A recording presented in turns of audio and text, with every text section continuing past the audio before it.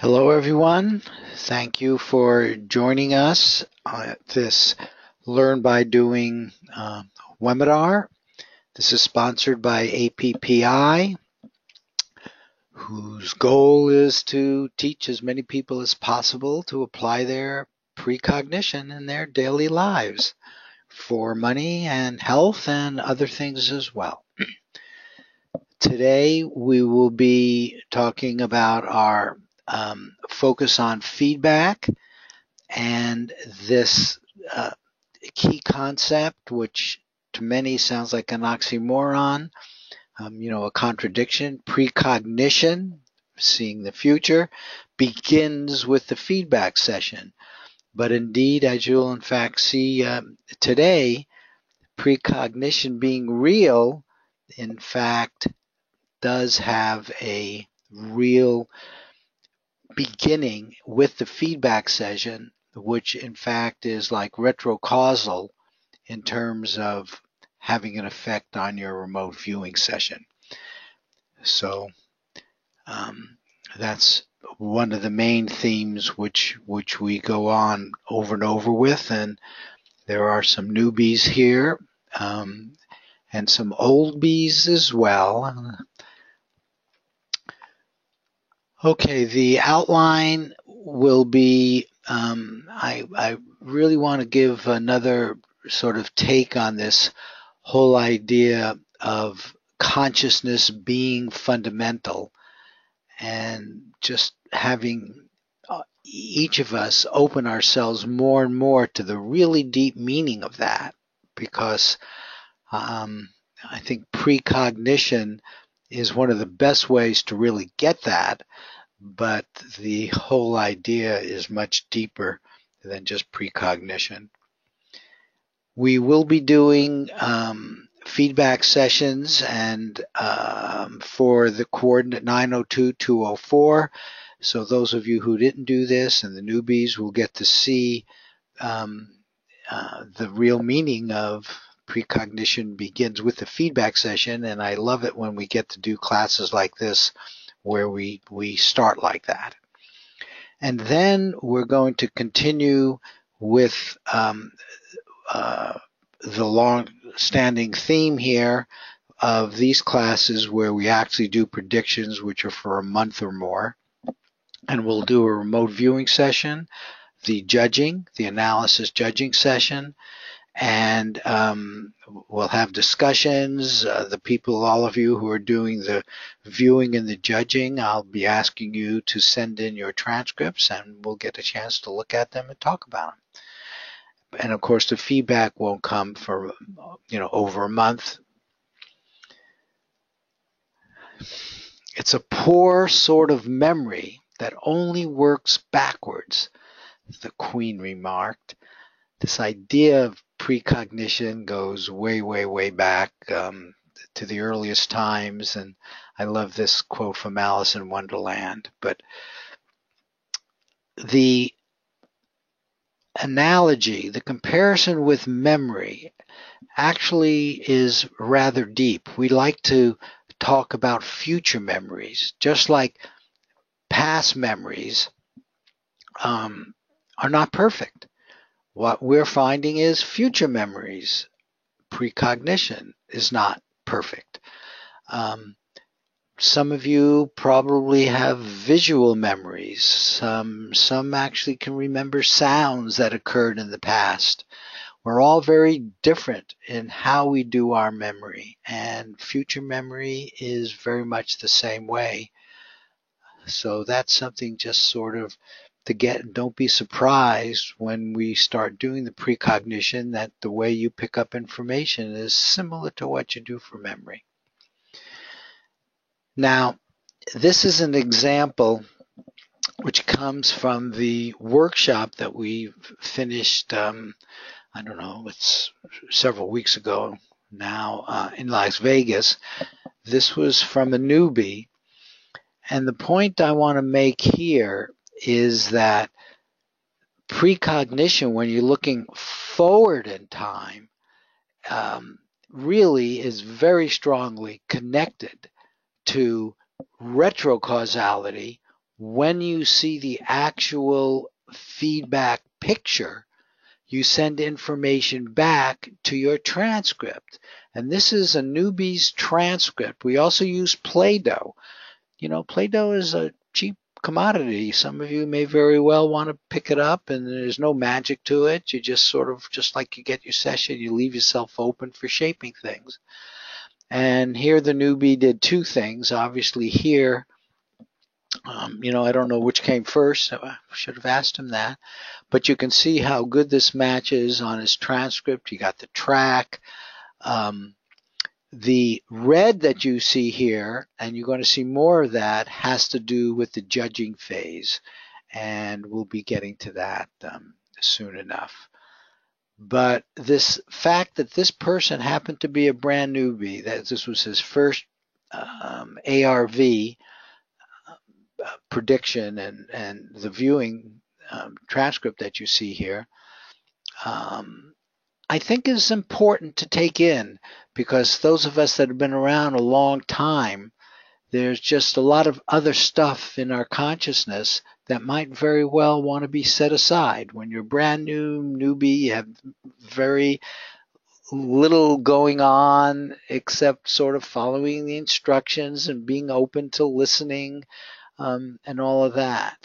And this idea of beginner's luck, which we've seen in lots of other places, it doesn't work all the time, of course, but I think there's something to that in terms of setting up the right mindset. I'm going to tell you, I believe, everything at the intellectual level that you need to know about associative remote viewing on this one slide here with multiple dynamics. So in linear time, going from left to right, you begin with the remote viewing session. There, your task is very simple. Describe and sketch your feedback target, which you're going to see over here later at feedback time. And this is why I say precognition begins here, because here you're asking for the information from here. Here, in fact, you're in a retrocausal way sending it back to here. Now, to make this useful in the fashion that we are using, which is to wager on sports, wager on financial investments, you need to do judging in between what are possible outcomes. Okay, now let me explain that. We ask binary questions. In the financial world, it would be something like, will the stock, a particular stock, be above a certain price on a certain date? Okay, we could ask a question like that, yes or no. Well, when we set this up, being two possibilities, we associate two photographs. We call them photo sites, and I'll tell you why in a moment. One with yes and one with no. Okay, so that's set up. That's blind to the viewer. In fact, it's really blind to everybody but a computer, because a lot of this is all chosen randomly. Now, very simply then, the remote viewer does a session. A judge comes in and looks at the transcript of the remote viewer and compares it to one of the two photos. If he gets a good match to one and not the other, clearly then he would say that information came from the retrocausality, the entanglement between here and there. And so the judge would then say, oh, this is a good match to one of the photo sites. We call them A and B. So say it's a good match to photo site A. And he would put that down in our system. And then we'd find out whether photo site A was associated with yes or no. That's ARV. One of the things which is remarkable about the way we're doing it and have been doing it for a long time, it's purposeful precognition. It's not a deja vu that seems to come out of nowhere. It's not that person at the other end of the telephone that you haven't heard from for 10 years and yet his name just popped in and then the phone rings. Those things don't happen on purpose. They happen, they're real, they're really good examples of precognition. What we're talking about is starting on purpose with taking on a task to describe and sketch and we do this over and over again. The only reason to really be in this is for the longish term. One example is great, but you want to do this for the longish term so that you can get better at it, and you can see what your track record is and stuff like that. You can learn about yourself. But that's your task, to describe and sketch very simply what you're going to see with your feedback target here. And you're doing that on purpose. You've got a specific coordinate which is really attached most closely to this feedback target. Now, no matter how many times I say this, each of us are not going to have as strong a focus as we should on the fact that the target is the feedback photo site. Getting this deep in your gut and learning how to do that and focus on that, getting your deep self to do that, is the training, if you will, is what you learn how to do over and over again. And if you sometimes miss the target, good opportunity to learn and to train yourself further. So the target is a feedback photo site. Now, a photo site is simply a photo at the time, the information in a photo at the time the photo was taken. And your job is to pick up all the information and describe and sketch the information which you would be able to pick up if you were there, because your consciousness goes there. Your consciousness can pick up the sounds, the smell, the tastes, etc. So that's what a photo site is. So it's not the two-dimensional photo. Certainly the colors and all of that, yes, and the shapes all come through from the photo, but the photo misses sounds. If there's motion, all of that you can infer directly from the photo. And it's all those things which you can easily infer as a judge, which the judge uses to make his judgments. And that's why it's your job to describe and sketch what can be easily inferred from the photo. That's what a photo site is. Okay, so now the idea of ARV, when you come down to it, once you accept and after you've seen examples and you do them yourself, you totally accept precognition, then it's easy to understand because you're just describing and sketching your feedback photo, and the judge is going to judge it against two possibilities. And period. Okay, I want to say a few more words about the unconscious mind. This is from Scientific American, a very well-respected journal, one step below the peer-reviewed journals, but all the main scientists will take their peer review and dumb it down just a little, but it's still pretty scientific. They call it unconscious.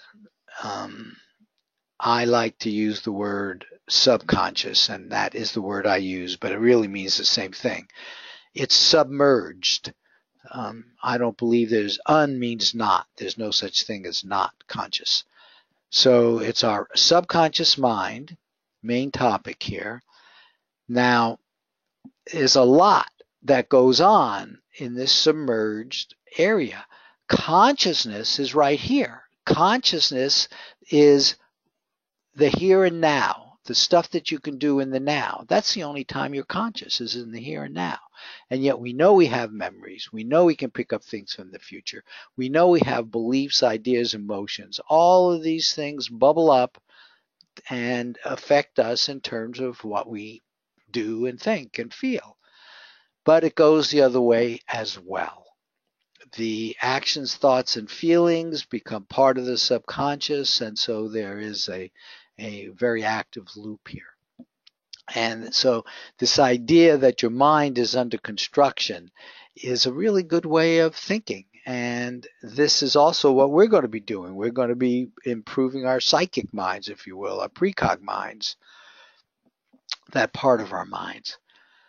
Now, when you start realizing that precognition and things like that are real, you kind of get that there's something even deeper going on than our personal beliefs, and something which we might call our personal subconscious is connected to something bigger, and there's like a gray area there between those two.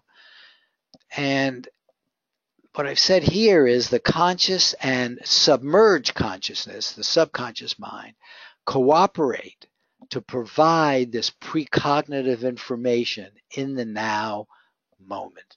So it's your conscious mind, your subconscious mind, and perhaps conceptually something much deeper, which in fact I totally believe is going on, which is something like a universe of collective consciousness. I mean, that word captures what I believe is going on down here. Every conscious moment, past, present, future, anywhere in the universe, by any sentient being, is out there now, past, present, and future. Ingo Swann called that the matrix. Others use Akashic records. It's basically all that is in this informational consciousness space. I also like to think that the wiser, loving future you is there and is assisting you in getting this information, and you're kind of making and guiding yourself at the same time. Now let me see if I can make this real in terms of remote viewing and feedback effects, okay? Because they're in this UCC, Universe of Collective Consciousness. What is an event? Each of these are like an event. An event, well, first of all, the blue is this UCC, okay, and it contains everything in the deepest way you can imagine the word thing consciousness touches.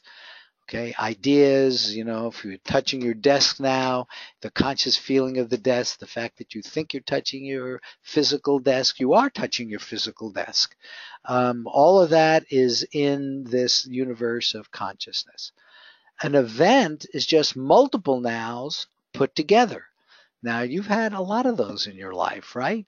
One of the things which consciousness can do is it can ignore some events, right? That'd be an awful lot to carry around in your conscious mind. They're still out there, but you're not paying any attention to it, okay? So you can decrease entanglement. Well, for our purposes, the thing to remember is you can increase entanglement between two events. For example, just to pick one out of the hat, what about your remote viewing session, which happens to happen at one time, but all time is in here. It's almost like you're outside of time. Your remote viewing event is here. Your feedback event, the thing you're trying to describe in sketch, is here. They're entangled. Isn't that clever? You see the way it gets stronger? And you can increase that tanglement. A quantum mechanics guy actually calls that a handshake. Your consciousness creates a handshake with these two events, and you can enhance the entanglement. Okay? Now, I want you to know this idea of being able to connect instantaneously, basically, that there's an entanglement which is outside of space and time, is a well-known feature of quantum mechanics. Quantum entanglement and information from the Stanford Encyclopedia of Philosophy. Entanglement can be measured, transformed, and purified. A pair of quantum systems, remote viewing and feedback session, in an entangled state can be used as a quantum information channel. And we are using information channels. That's the way to think about what we do, to perform computational and cryptographic tasks that are impossible for classical systems. Okay, so that's kind of the background class, the teaching of ARV, precognition, putting it all in the context intellectually. Let's talk now about getting more specific and do our work. So this is a list of all of the predictions we've done in these kinds of classes. They're all yes/no questions. It actually started with the Hillary Clinton question. Here's the prediction list, the hits. Here's the one we're going to be doing today, which was a hit. Will the S&P index close under 2,400? And we said no, and indeed that's what happened. Today, we're going to be doing this top one in green, and all of what we're doing here with these month-long predictions is you guys, and I get suggestions from you, and please keep sending them for what we should do, but now I'm focusing on financials, is an idea of pairing two together. One we're going to do this week, another we'll probably do in 2 weeks. It depends a little bit on what the market does. That's why I said possible. But today we're going to ask the question, will the SPY be over 248? And then 2 weeks from now, we'll ask if it'll be under. And this comes from knowing what the SPY is like the Standard & Poor 500, but it's what's called an ETF. It's like a stock. And here's a history of it over like a month or so. Each of these are hourly candles. Oh, it looks like I didn't copy the date. Sorry about that. But each of these are hourly candles showing whether during the day or during that hour it went, if it's red, it went down. It opened at the top of the red, closed at the bottom, and then the extended lines show the low of the day, the low of the hour, and the high. So this was as of yesterday. So this was the action as of yesterday, these hours. But you can see there's a pattern here, which is like a pattern where it's sort of stable. And it'll probably break out either up or down. And this happens to be the price 248. And this is 246. And that's why I chose the 248 and the 246 numbers. Will it be over 248, which is breaking up, or will it be under 246, which is breaking down on September 18th? So these are interesting things to do where you might even be able to get wagers out of this if you want to. But they're certainly good precognition kinds of questions to ask in the financial arena, which is of interest if society is going to start paying more attention to this stuff. Okay, so that's what we're going to be doing. Now let's just step back one and let's take care of an earlier prediction. And the question is, how do I get my feedback target from the earlier one? Well, everything we do is online, done with email, and on our server and internet type links. And we're going to be doing all of that here. So that'll become kind of clear. And so this feedback, a typical way you would get feedback is in an email just like this. We're in what's called a webinar workshop. We don't want, oh yeah, this is going to be the new one, but here was the email, which was the feedback one. So this is the feedback if you remember the question which was in yellow, which is the one we're doing, is will the S&P index close under 2,400? So it reminds you of what the end is. It tells you the winning side, in fact, was no. And it's a yes-no question, so that's why there are two sides. But the yes and no with sides are random. And we had a good group hit.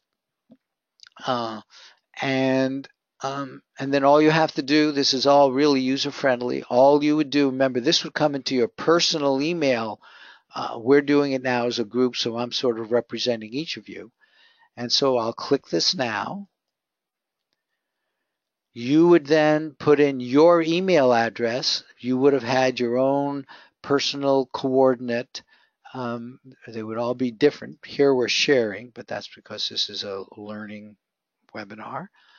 And I'm representing all of us, so I put in my email address, and I'm going to click here for the feedback. So that's what that says. So here is the feedback. It's as simple as that. So we're now looking at the feedback. Remember I indicated 902.204 is the coordinate. Those of you who did it, now's a good time to say it out loud. When we do the remote viewing session, we like to say them out loud. 902.204, it gets the body involved. It sets your intention that you're entangled with the earlier one when you said 902.204. And now you look at this and you got a first impression. And we're going to do feedback sessions, and I've got examples of the ones that were done before. And then when you finish this off, you put in a comment here, and then you hit submit, and that would finish it. But you do this, of course, after you do your feedback session, and then you put your comments about your feelings, how you felt, intellectual. And those are all saved, so you can come back. They're for your benefit, so you can come back later and look at them. Plus, putting them down is also helpful.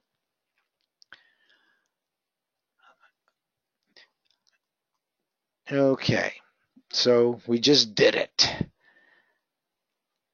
So this is what you just saw. Now let's look at an example. Okay, John, you're here. You've got your mic. So why don't you, let me first explain a few things. The red on here was added, just like you're going to do, during the judging session. So John got to see two possible pictures. He put an A next to the good matches to the picture A, and then good matches to the picture B. Remember, we got a hit here. So, and notice he's got more B's than A, but substantially more. Enough that he gave, and these are called confidence rankings, and I'm going to show you this confidence scale shortly, but he gave the B side on 0 to 7 a 4, the A side a 2.5. Anything over 3.5 is wagerable. So the red was not his original session, the blue is. But by the time you got feedback, this is what you would be looking at, the picture and the transcript. And now, John, why don't you go ahead and do a feedback session? Okay, so is this one a hit or a miss? I don't remember which one was. No, this was a hit. Okay, so this is the B photo site. Let me do one other thing. I tried this with someone else and it worked out quite well. I'm going to give you keyboard and mouse control. So you can actually move the mouse now as you describe your picture. Can you see it? Yep. Oh, interesting. Okay, so so do a feedback session. Feedback. Well, I would do a feedback. I would actually get a blank piece of paper, and then I would write out the data that I actually see in that photo right now with that target number on it. Okay. Then, but for now, I'll just go over my original session because that's what most people are going to do probably. So the first thing I did was an ideogram here, and I got bio right there, and then I did another ideogram here, and I got motion. For me, that tail when it squiggles downward is motion. And then I come over here to the low-level data is what we call it, textures, just small descriptive words, and I go down. I just ping myself actually what textures, and then in this scenario, I would take, I suppose, like another color pen and write what I see on here as part of the feedback. So for textures, it would be hard and probably metallic and, you know, stony, stone-like. Write any colors I see. So I've got white and blue, brown. I would reinforce that for sure. So anything I got right, I want to reinforce it. Sort of give myself a high five mentally. And then go down here. Smells, I didn't get any smells, but I could write some in now as part of the feedback. And really then, important. Really, like you do gasoline, and you'd almost imagine the gasoline smell and the exhaust smell. Exhaust, yeah, that's probably what you would smell. Maybe some city-like thing. Maybe you smell food, or that would be hard to guess at, but for sure it would have exhaust, right? Temperatures, we don't know, so that's kind of, I didn't even score it. Persistent sound, that's another high five moment for myself. Horizontal. When I was doing this, I recall that I was thinking, okay, the layout of the photo is horizontal, but that actually applies to the picture as well. If you see the horizontal lines, and then the motion is horizontal. Aesthetic impact is happy and content, which I could have probably scored that because it looks kind of like a fun picture on purpose, like everything's blue. And then in the building in the background here, you can see that there's like blue cloth or something like that. There's some kind of event going on, it looks like. And then after I do the low-level data, I start filling out the middle. So bio and motion, what I do is I just bring these two gestalts over here, and then I try to describe the gestalts a little bit more right under them. So bio, motion, then open air. These are like the main ideas of the target site. And then man-made object is one of the other precepts I get. Now notice this is later in the session, so I start getting more complex data. And then this little hashtag here, this little L shape, means that these ideas, these concepts are relevant to man-made object. Okay, so I got a man-made object. Let me describe it. It's for bio, an accessory. It has a function. It's used to do something. And then down here, oh, it's used to do something. And then I go, what is it used to do? Holds, use, sport, action, motion. So I scored all those B. I don't recall what the other photo site was, so that's good. But right. I just drew a B and then scored that whole thing as like one big B. And then down here, the last thing I did was a session summary. I just go over the perceptions that I got, and I write down what I feel are the most relevant. So I said, I got bio a number of times. Seems to be a bio with a man-made object, and the object is the attractor. And it's functional for the bio and somehow. And then if I had a longer session, I would dive deeper into, okay, this object that's an attractor. If it's an attractor, then you know, it's the focus, and I need to describe it more. And then I would go deeper into that. But you know, this is a short session, so so that's it. Yeah, and for your info, because I think and hope you're going to stay. When we get into making the prediction, I'm going to bring up the coordinate early, so you can start even before. For the newbies, you know, I give them the cool down and all that, and you're welcome to start earlier to give yourself. This one, I'm gonna unfortunately, I'm gonna have to miss this one because I have another meeting. But yeah. Okay, but let me comment. I definitely want to do the feedback. Yeah, but I'm really glad you did, and what you said was beautifully instructive. But I think I want everybody else to understand that's now not how he does the feedback session. I'm really hoping the other people that are here will actually do it more like they did it. Now, you didn't have a sheet of paper, but you know, you described it.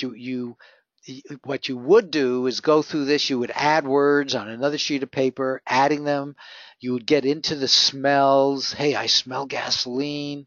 I suspect if you had one which you felt was really off, you would take a moment to do it as if it were right.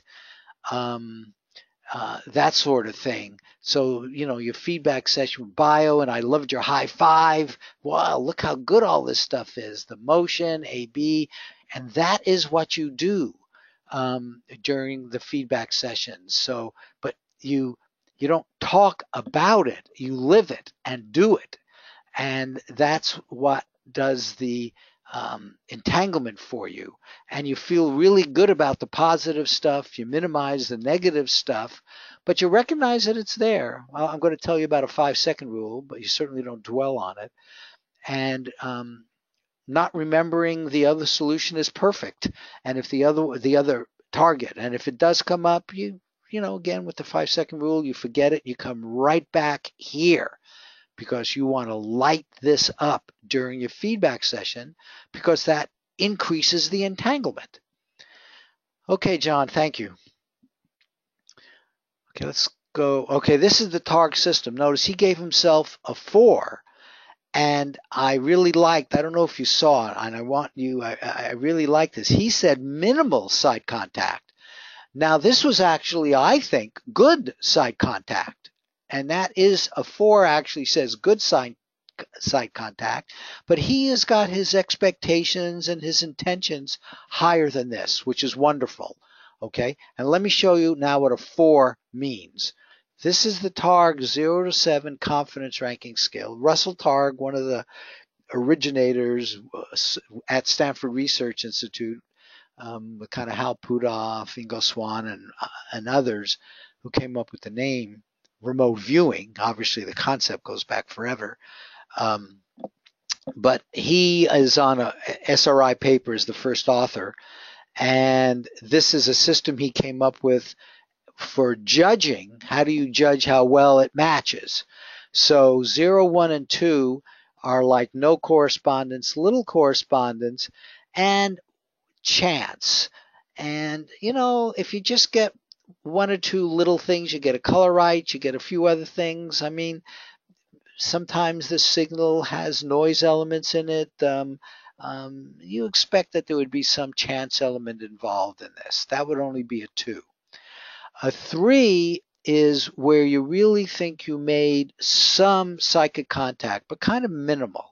This is a mixture of correct and incorrect elements, but enough of the correct elements to indicate the viewer has made contact, psychic contact, with the target. So a 3 is that. A 4 now, and this is, I think he judged it perfectly, good correspondence with several matchable elements intermixed with some incorrect information. Though there was some stuff which was wrong, but he got good correspondence with several matchable elements. Now, since we're doing investing here, sports, financial, we want to be above the minimal 3. We take 3.5. If you judge this as 3.5, you are making the statement that you'd be willing to wager a few bucks on this, is the way I like to put it. It's at the wagerable level. A 4, stronger than that. You feel more comfortable than a 3.5. So that's another way of looking at this, but several matchable elements. Now a 5 is good correspondence with unambiguous, unique matchable elements, but still some incorrect information. Now, I need to tell you that a 5, when you do a 5, you're saying this was really a very good session. John had a good session. This is a very good session. Unambiguous, unique, matchable elements. Now, we do have 6s and 7s. Here, you're bringing in analytical information, like you name the function of the target. At a 7, you might even name the target. You might say cars in Cuba, cars in Havana. Good remote viewers. Now, usually it's more than quick ARV, 1, 2, 3 page sessions, hour sessions. But we've seen examples in ARV where the naming is right on. You give it a 7. I'm going to make a statement here that might be somewhat controversial, but I consider 5, 6, and 7s to all be extraordinarily good, and that's the intention. Here, the analytical information came in.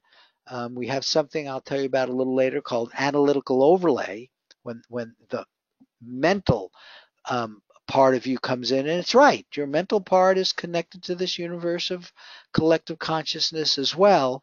However, we try to minimize it because it's also connected to too much other crap. And we like to get the stuff straight from the subconscious. But notice you're saying something different when you put a 6 down. You're now saying some of my analytical information was correct as well. So I'm currently doing analyses on how much better a 6 and 7 is versus a 5. And so far, and I haven't done a complete analysis, I don't see it being much better. There are a lot less 6 or 7s, though, so it's hard to get this kind of data. But this is the 0 to 7, 3.5 being wagerable, 4 being good, 5 and above being extraordinarily good.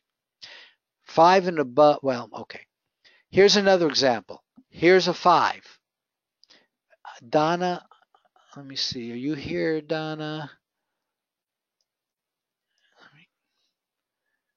Oops. I don't know. Doesn't look like Donna is here. So I'm going to do, and I haven't even, oh yeah, Donna, is that you, Bozier, or is that a different Donna? I think that's a different Donna. Yeah, this is Donna Tanner. Okay. So I'm going to do, doing here. Oh boy, yep, I got a nice hit on this. Wow. Whoa, this looks really good. I gave myself gray and purple. Well, purple's close to blue. That was what I was thinking. I'm now going to go in and really say blue. I wish I had said blue there. It would have been closer. Yeah, blue, blue. Oh, look at this nice little rectangle shape. Oh, this whole thing here has got the straight edges. Clearly a structure. Clearly. Oh, yeah, I did that. Oh, that feels really good. Corner or right angle. Yep, right on, right on.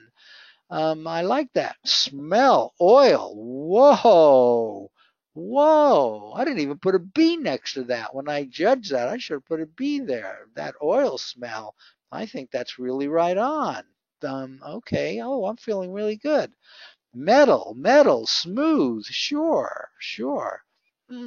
Really feeling good. Oh, what about this shape here? What about this shape here? Round, round, round. Maybe I meant motion. I don't quite remember what I meant by, oh, I know what I meant by that. The wheels. The wheels going round and round and round and round. Nice. Smooth metal spinning. Again, motion. Wonderful. Outscale, swept back. Okay, dimensions. Okay, I see I judged the other one with a bunch of stuff here. Let me see what I would do. Dimensions here, I would say big. I wish I had said big, like for the building. Certainly I got much about it, but maybe for dimensions I would have liked to have said big here. And open and closed would have been good here. Look how open it is here and how closed it is there. And I'm sending back those feelings and trying to learn that, so next time my sub will do that. Okay, moves, people, wonderful, may fly, warm, even a little hot. Probably so in this part of the world. Tense, on alert. Well, okay, yeah, worried maybe about an accident. Maybe that's what I was seeing there, that. Okay, maybe place where machines are stored. Okay, certainly the idea of machines is here. Hey, that's really good. I am feeling really good about this. And then I always like to do something extra. What else might I have done that would have been a little bit extra to make this even clearer? And then I would do a sketch. I would do a sketch, probably pick up on this and go down a little more and do cross hatches. Not, an exact sketch, but boy, had I gotten the windows, I would have been even happier.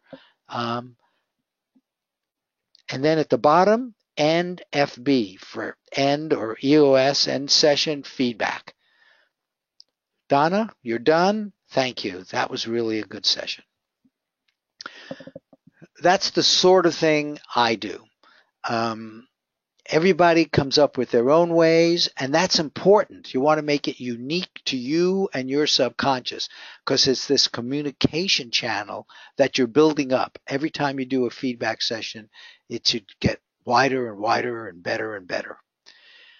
Now, in terms of this being a 5, I can't disagree with that. And any of you, feel free to say something about that, but the oil was particularly meaningful. I mean, that really felt good, even though she didn't mark it. I loved it. Spinning, all the right angles, all of that, I think was quite good. There were just so many things in here that were good. Okay, let's go to the next one. So we did 2 hits.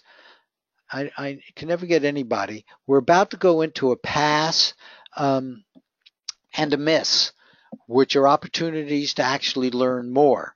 You learn some from the hit, but you also learn even more from the passes and misses often. Now, here's where the 5-second rule comes in. In both of those cases, there's a tendency to be negative. The 5-second rule started, and I think most people know it, but maybe not the younger people. Maybe it was an earlier generation. But we used to always tell our kids, and our kids are now telling our grandkids, that when if you drop food on the floor, you've got 5 seconds to pick it up, and you can still eat it. The germs haven't had a chance to get to it. So that's where the 5-second rule started. However, it works. Actually, it works in life in many ways. When you have a negativity thing comes up, you're going to feel it. Yes, it's there.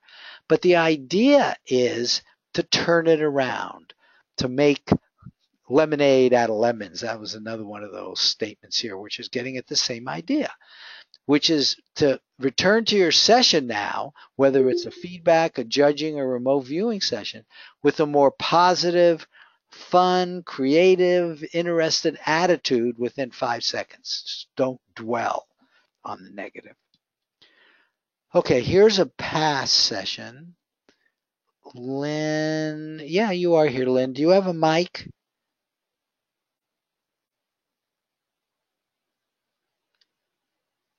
Yeah, I'm here. Okay, why don't you do a feedback session with this, okay? This was a pass. Okay. All right. Go ahead. The first thing I'm doing is I was so happy when I saw this picture. I was like, yes, because I got my data sheet out, and then I always try to just really absorb the photo.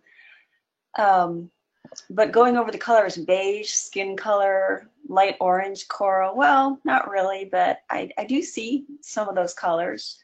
Brown, there is actually brown here. Yep, you've got control of the mouse now. You can move the mouse. Okay. All right, brown. White, yeah, definitely, lots of white. Possibly maybe a little yellow. Waxy, mellow, plain, dull for taste and smells. Probably, if I tasted and smelled all those. Textures, smooth, definitely. The surfaces of the cars are smooth. Mm-hmm. Flat, definitely. The streets, the edge of the building facades. Cool surface, probably the cars. Well, maybe not, because they might be hot. But grainy, the street looks really grainy to me, possibly. And metal, definitely metal. Dynamics, I got spacious, and this really gives me an idea of spaciousness now that I'm looking at it, because these cars don't have a skinny road to go down, so there's lots of space here. The shapes, globular, I was so happy to see that, because I didn't mark that on my session, but these cars look really globular to me, which is really awesome. that I think that my subconscious gave me that word. Um, and these two circles, one in front of the other. Yeah, I think someone said last time there could be wheels, or I was thinking possibly this car in front of that car. Mhm. And this was really cool too. And this came in like a perspective, although it's reversed from what it is in the picture, but that's really neat. And this thing too, I kind of had like these poles here, which I see all of these poles and all of these lines going up and down. Um, Dry, airy, brightly lit, sunshine, definitely. All these I did not mark. I marked them for the other picture. Don't know why, but got to pay more attention next time. Mm. Most interesting wood, naturalness. Maybe these are made out of wood. I'm not sure. And that's it. Beautiful. What would you add? Would you add a sketch? Would you add a few more words? Do it now. Okay, I'm going to add light blue, big time. There's so much blue in this color, and I'm such a color fanatic that, oh gosh, blue, Okay, big time blue, real good. pretty baby blues, all kinds of sky blue, medium blue. Beautiful. And as you're saying it out loud and adding it, you're really getting into it so your subconscious knows that that's what you're communicating to it, Yes, and, yeah, and that's the way you do it. But that was really beautiful. You even used the 5-second rule. You found places where you misjudged. You should have put another B in a few places, and you pointed those out, and that's just the right thing to do. Oh yeah, I see, like, really I could have judged this even stronger, and then you probably would have made the 3 a 3.5 at least, because yeah. this was a good session, and that's the learning. So that's excellent. Thank you. Okay, now here's a miss. And Evelyn, I know you well enough to know you're not going to take this personal. Evelyn has had so many really great sessions, but even the best viewers have misses sometimes. And so I'm going to want to stay with this one for a while afterwards, and I'll show you that later. But for now, Evelyn, you've got a mic. And why don't you do a feedback session, and I'll also give you control of the mouse.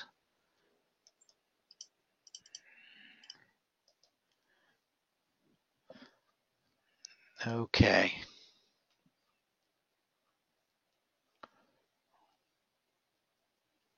Or don't you have a mic, Evelyn? Put it in the chat box, so maybe you don't. Can you hear me? Yep, we can hear you now. Mm-hmm. Okay, I've been fiddling with my headset the whole time, and I finally got it to work. I don't know. I went through a whole test thing here, and when I've been listening with the speaker, Okay. okay, so I finally got it to work in time here. Okay, so do a feedback session now. Pretend you're at home as close as you can. It's not quite the same, but yeah, do a feedback Okay. session with this one. Well, the I think the Gestalt and the ideogram kind of went with the other one, and I did have a lot of connection with the other picture. So okay, now use the 5-second right. now I will get connected and see. I wrote in things that you don't have because we send this in before we do the feedback. So I put a B here because of the shapes in the back there on the left-hand side of the building, that kind of a pointy top shape. So I did put a small B here, and of course blue was correct, and blue was correct. I feel And really over good about that. Yeah. Yeah, absolutely, that bright blue. And we owned a car like that when I was a kid. It wasn't that color blue, but it was even blue. It was my favorite car ever. And the one here with the curves, that definitely could be the wheels rolling down the street. So there should be a B there. And something curved, I did put a B there. So I got that there was something curved. I wrote it after I did this drawing. So the idea of the curviness, not only that, but of here, the curviness of the roofs, and here's this car here. So that could be the roof line as well as the wheels, and also there's curves here. So there's quite a few curves in this, and that's something I often pick up is curved things. And then this one here I got as bright, so that this doesn't show up quite as well as it might, but this could be wheels rolling down the street, and I wrote the word bright in there with an arrow, so that's definitely could be the white hubcaps moving down the street, and and uh, and and the sky is definitely bright as well. Um, and then the bottom one is it looks like the left side of the building again, the pointy top. So with the kind of a whatever that is, that could be that little pointy thing there is what I'm drawing there. And this it would be a shadow on the side. So that would fit with this here. And I connected with the other one, so this was a miss, um but anyway, I came up with words while you were talking. The words that would fit me if I was really describing this. The first one would be that it's probably a parade, and it might be an ad for the Plymouth Chrysler Company, but it could very well be a parade of old cars, or not necessarily old cars. This might have been taken a long time ago, but anyway, it looks to me like a parade.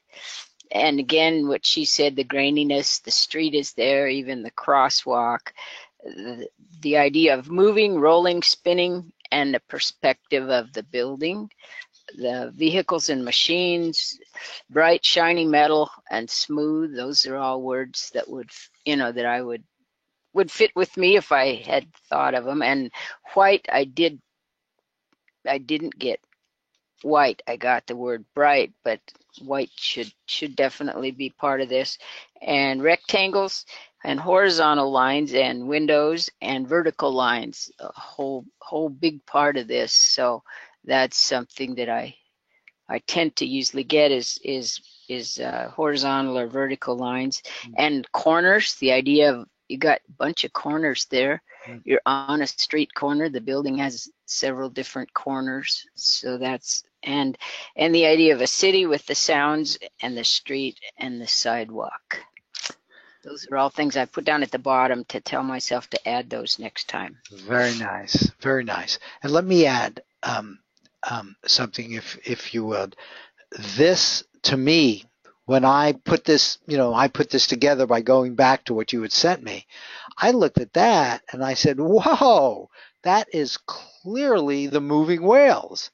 I mean, you still made it marginal during feedback time. In fact, I'm going to do it right now because I want to train myself.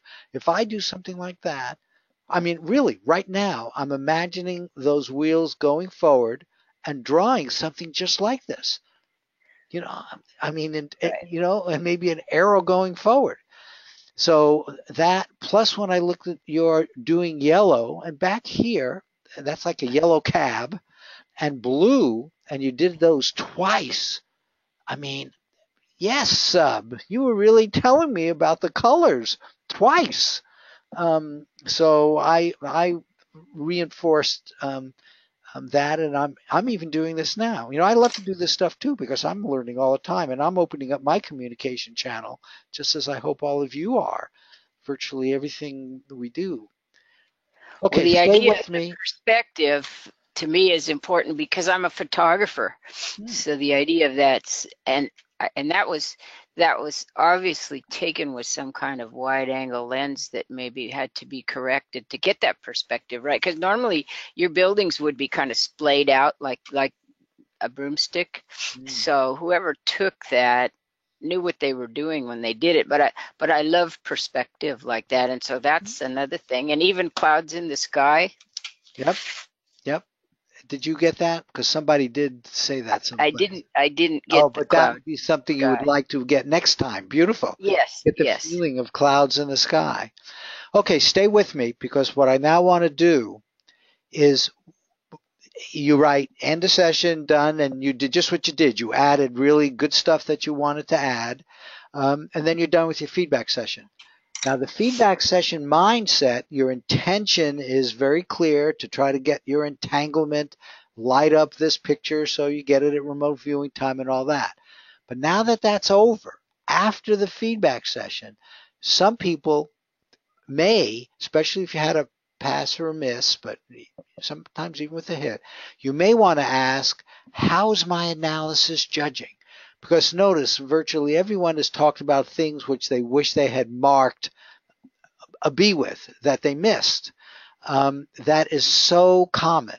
Also, in this case, she gave it an A of a 5, a confidence ranking of a 5. For me, when you're 5 or over, then you really are in the territory of displacement. Below 5, there are a lot of other reasons that can go on. But if it's a 5, you might want to really look at it and see if you believe it's a 5. And then you're asking the question, why did I get such a good match to the wrong picture? So that's the context that I want us now to. It's after the feedback session, so we don't want to. So we're very intellectual because we're going into analysis judging mode, which is like 90% intellectual, a little intuition involved, but intellectual. And so we're now going to, sometimes you might just do it from memory. I noticed John didn't remember his, but if he had gotten a bad miss, he might have wanted to go see the picture. So that's what I've done here now. So we're in a post feedback session, mostly intellectual. We don't want to light up the other picture at all. But this was the other picture.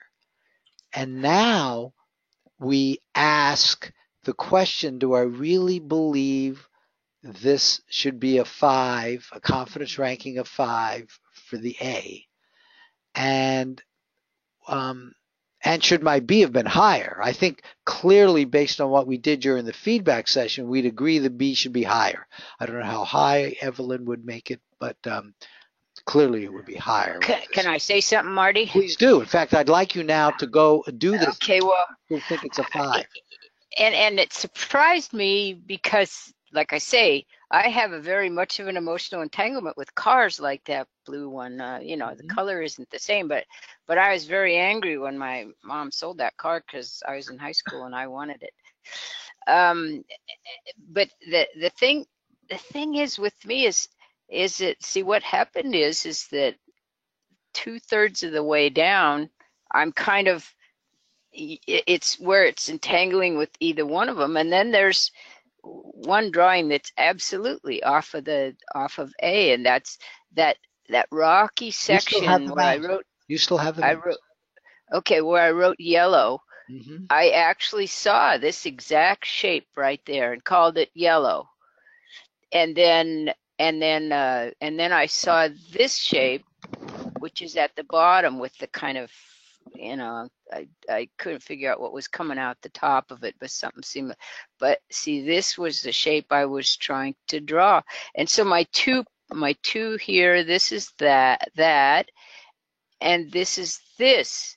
And that's what convinced me. Plus I said tree very early, and I said vast, and my ideogram looked like a landscape to me. So that's why I told myself it had to be this, because of the idea of the tree and the vast and the and all that. And I find that quite often when I'm trying to get just one more thing, I end up flipping sites. So that's what I did here. I flipped sites, see, to that site, and I have had that happen before, where what I draw up from here down is fits the other side, and then this one will fit, Interesting. side B or whatever. And so my question is, do we put more weight on what we get originally, or do we put more weight on what we get last, or how do we know? You know Because in by, this case, this is yeah, really but you said that happens often. matches that one. And it's not the first time this happened where I think, oh, I got to get one more thing, you know, and I'm making myself, okay, find one more thing. And so, sure, I find one more thing, but it's not on that photo site. So Let me answer your should I question. stop sooner? Should I just have stopped right here? Let me answer your question. The way you know is by doing just what you're doing. You pay attention to you. It's different for everybody. For a lot of people, the first thing you get is correct. For others, they need to get into it a little bit, especially the CRVers, because it's sort of the way they're trained. They get into it a little bit, and then their stuff may be better near the end. But everybody is different. So the way you answer that question is watching yourself. You may, when you're doing this, actually have a sense that I'm sort of pushing it. Don't do that. In other words, Right. you know, the way you said it, I sort of got the feeling like, okay, I almost reluctantly going down and getting more, sort of setting yourself up to go to the other side. So for you, at least based on what I've heard, get whatever this first blush is and happily stop. I guess I have to admit something here, since we're supposed to be telling the truth. Right. Is Oh, that guys like Rommel and John and some of them, I mean, they get 50 words. And I'm lucky if I get 10 words. You know, I'm more into the shapes and the drawing. And so when I get down to the bottom here and you're calling time, and it looks to me like I don't have much on the page, then you say we got 1 minute, then it's like, oh gosh, I no, got to get don't. more. Yeah. Okay. And so this is part of what's going on. I mean, not totally, but this is part of what's going on. Is that I guess I feel a little bit intimidated by these guys that get so many words, and they're right, and I'm thinking, gosh, I Do don't you get know what's hardly any so words. interesting about that? I am personally intimidated by people who get so many sketches because I Well, happen to be a word person. I Everybody guess is it's the artist in me be that does happy with that, the way you because I are. am an artist and a Yeah. photographer. So I'm looking at the composition of the photograph, and I'm looking at the shapes. Shapes are big with me, and it's funny, I don't get Right. sounds But you much, got, and I don't get smells at all, well, but I get the shapes. you So had a I guess I very have to good be session. happy with that. You had a very good session, and you just accept what you're doing, and you can try to improve. If you tell your subconscious, and you wrote down all those additional words because you want to get words, that's great. You can improve. We can always improve. But don't And be, and I mean, what you did up to here, if all you looked at is what you did up here, you uh-huh. probably would have judged it the other way.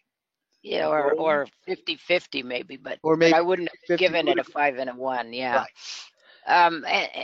And when I first started, I had several hits, and then I had a couple of misses, and I went back and looked at them and realized those were strictly judging errors. Well, of course, I was a newbie, and Right. and I get it in my mind that this has to be this, and so now I'm Exactly. trying to open my mind a little more to saying that, okay, this here, it could be several different things, instead of thinking that it has to be one thing. And I think that if any of you guys are brand new, don't get yourself all intent on anything being one thing, because it isn't that.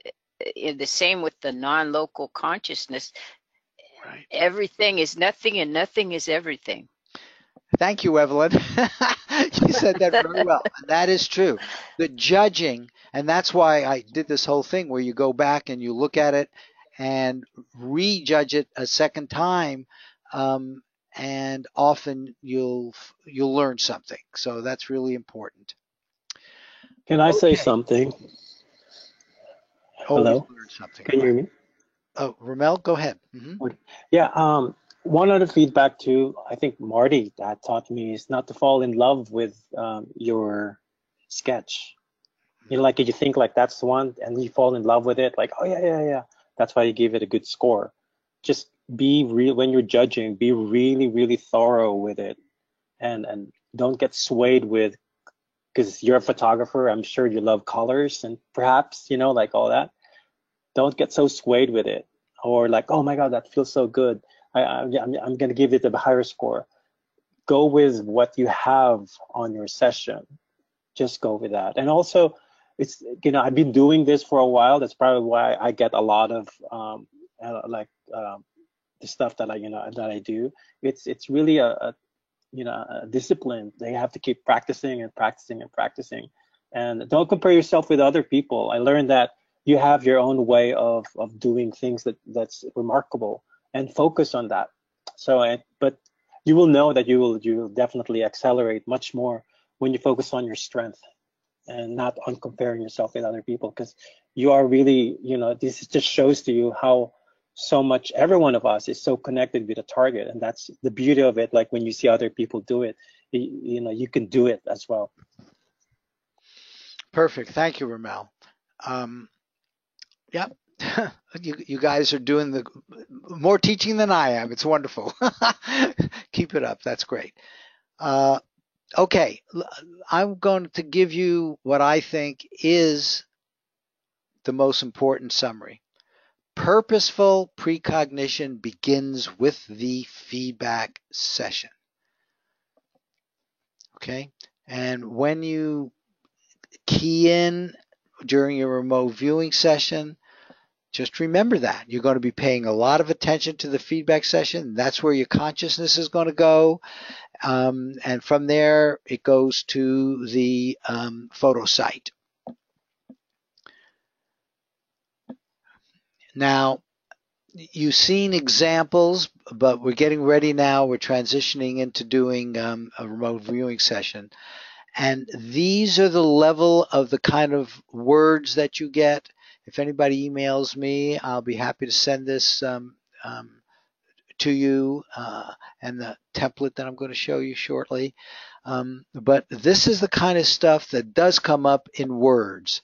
Now, the AOLs are at the next level up where you name things, but this is the kind of words that you expect to get and that you've seen really good examples of. They're the kind of words that a kid who didn't know the name of something, but he was describing, maybe a 5-year-old describing something. Those are the kind of words he would use. Banging, booming, buzzing, those kind of words.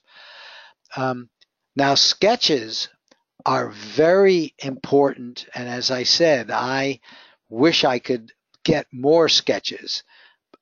Because sketches are very left brain. They don't go through the intellect very much, right? They seem to come out of nowhere, which is where the words that you put come from as well, as opposed to thinking about it. Red, round, must be a ball. No, it could be a red, round tomato. But it's that distinction between red coming up from the subconscious, round coming up, and then suddenly the intellect comes in and makes a conclusion. That's what's called an AOL, analytical overlay. But sketches are important. They 99.9% of the time come in as partial images, just as you saw. Very rare, and Russ Targ says when you get a full image, it's almost always wrong because it's coming in from who knows where, but it's almost always wrong. The way the remote viewing works is you get pieces first, just you get partial words, that sort of thing. So the non-analytical stuff, the surprises, where you might say, where'd that come from? That's the stuff that comes from the sub.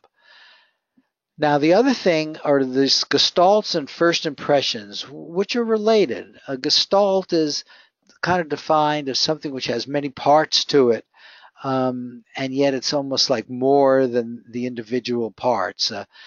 We saw a building. That building we saw, it had the windows, it had all the right angles, it had the thing on the bottom, but the gestalt of that was a building, maybe blue building. So those are the kind of things which gestalts. But also you get first impressions, like blue. You wouldn't call blue a gestalt, but it was certainly the first impression that you got when looking at that picture. And those things tend to come up early and first and strong. So some dominant feature. So I'm sort of giving you the kind of things to expect. Now, this was a major conclusion, one which everybody in the field really agrees with as three very important ideas and concepts to have around during all of your sessions. And this is Joe McMonagle, probably the best public remote viewing around, and Ed May, the scientist who has done the studying of this going way back to the early SRI days. And that is that intention, attention, and expectation play a very important role in the success of both application and research of remote viewing. And so setting the intention at remote viewing time to describe and sketch your feedback, expecting that to happen, which is different. Intention is clearly you're intending for something to happen mostly in the future. Expectation is expecting that it will happen with as high probability as you can expect. The sun's going to come up tomorrow is the ultimate expectation example. And getting into that mindset, expecting you're going to get really good stuff that's a match to the feedback target, and then always paying attention to what your sub is giving you. And if it's coming from the analytic, that's fine. Pay attention to that, but you know it and you write it down as an analytical AOL. So all the time, intention, attention, and expectation. Positive intention, attention, positive expectation. All connected with your cue.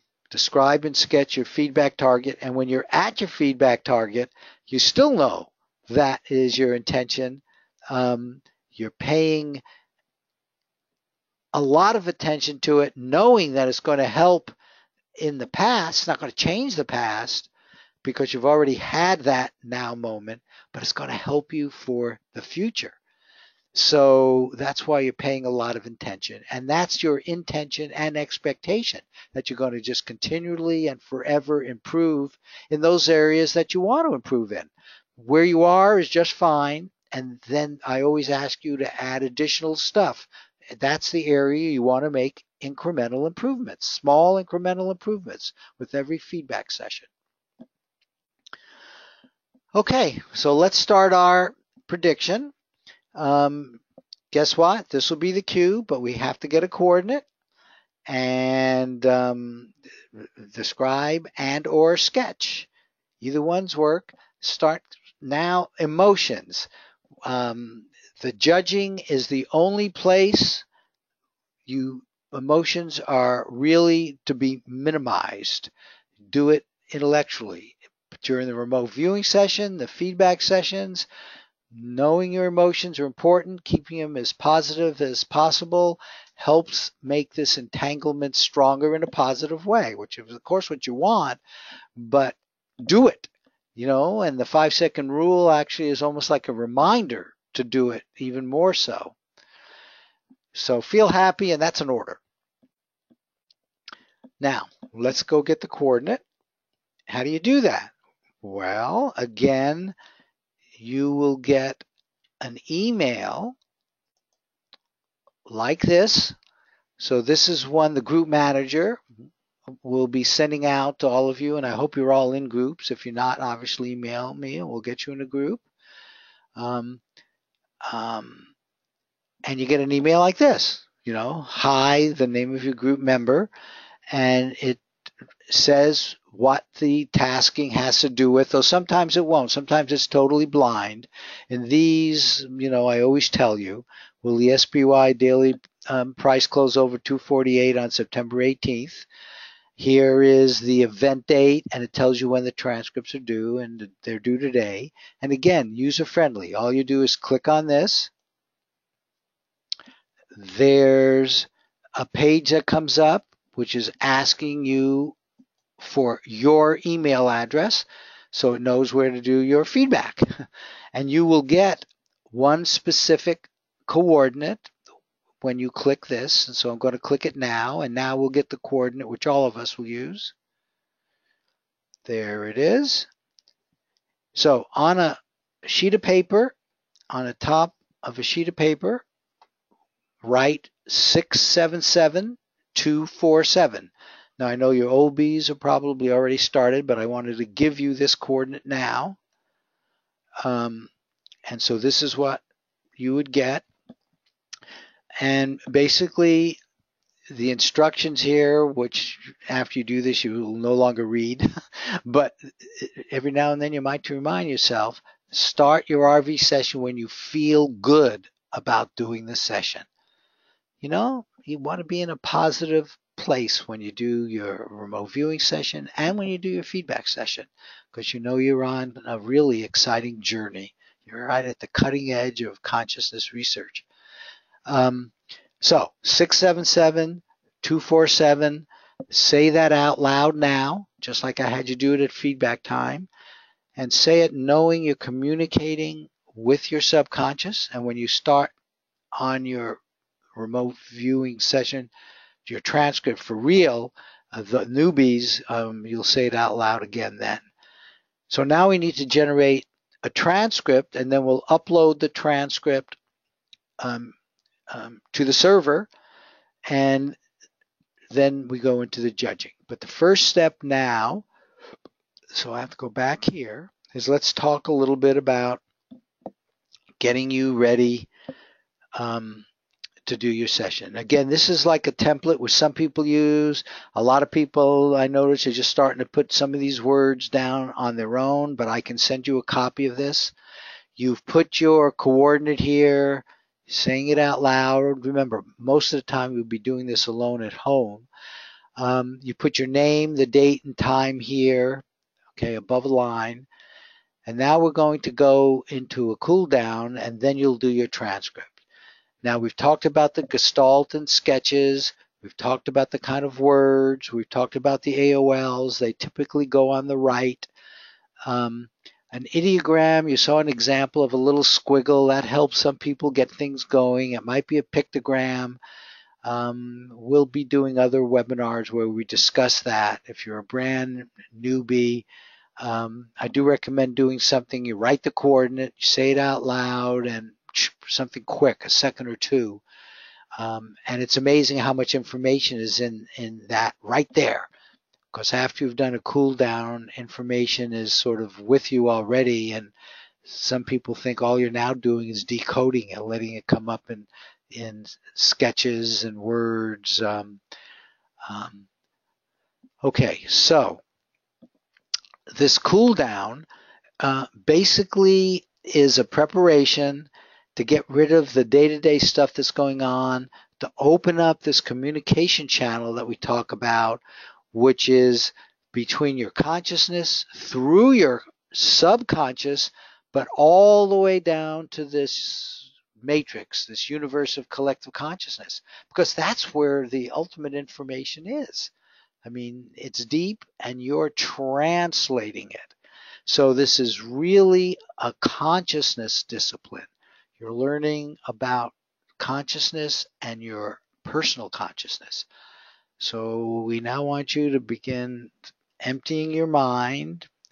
You're paying attention to what comes up to your conscious mind from your sub and from the UCC. There's your cue. Cool down is very important. Joe McMonagle indeed has said it's like 75% of the discipline. You know, he means a lot, because basically you're opening yourself up to be connected to the universe of collective consciousness with your intention and expectation to describe and sketch your coordinate, which is now 677247. So what we're about to go into right now is I'm going to give you 10 minutes. Use roughly half of it actually for the cool down, and half for doing your session, but the viewer is in charge. You do what feels right for you. So you might even now be starting to take some deep breaths and shake out and get comfortable. And you're going to want to witness what your sub provides. Your intellect only job is to witness and write down on a piece of paper the sketches, words, whatever comes into your consciousness. This is a link which I'll use to start the 10 minutes. It's a hemisync, and I'm happy to give that to anybody who wants it. In fact, I'll put it in the chat box. You newbies may want to just have this in the background. So I put that in the chat box, and you can use it, anytime you want. There's a 5-minute notice halfway through, and then there's the 1-minute notice. So with that, I am going to start our 10 minutes, and then I'll bring you back after that. Have fun precogging.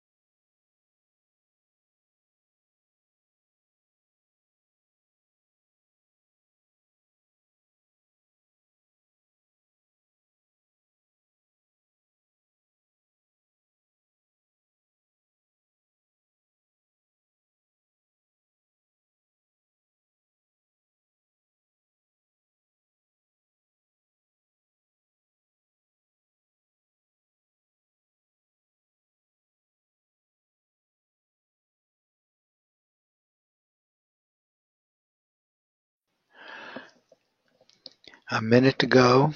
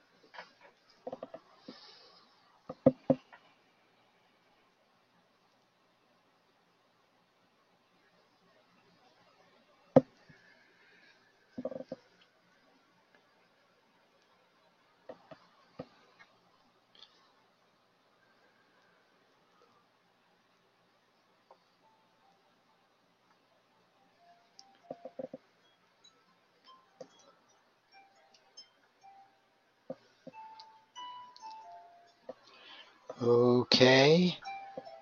Come on back to your normal conscious state.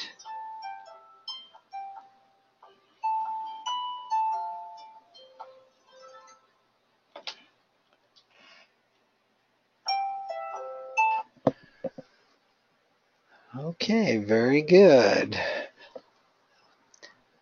Okay, stretch a little.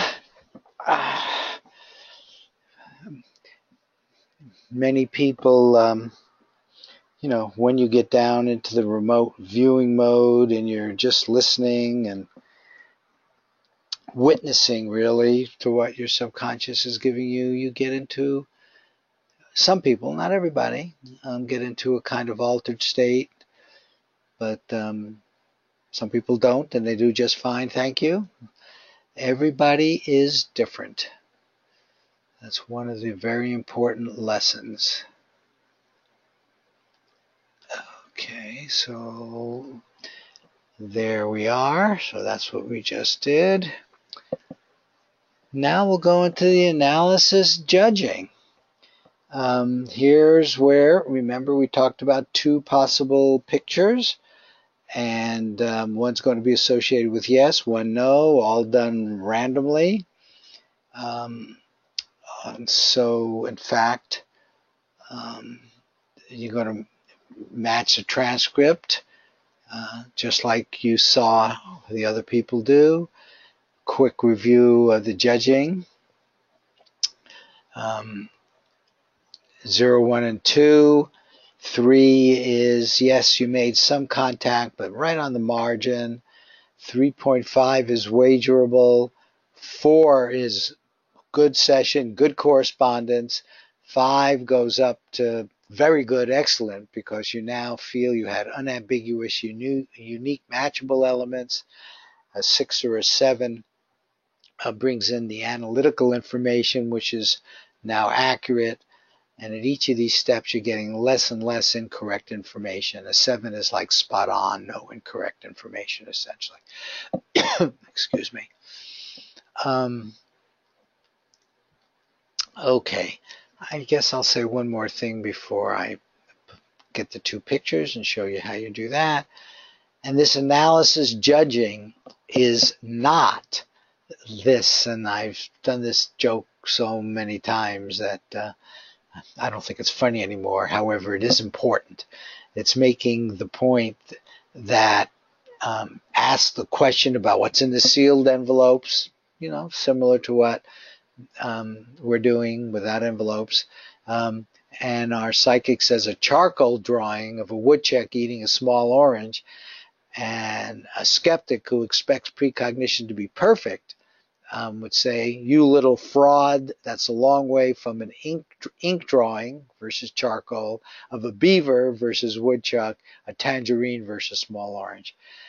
Now that makes the point that you need to let and realize that your subconscious tends to, though I suppose as you get trained more and more, it's going to get better and better, but it will probably still use things like analogies, metaphors, it's like, similarities, and all of that. And so be on the lookout for that and give yourself credit for those.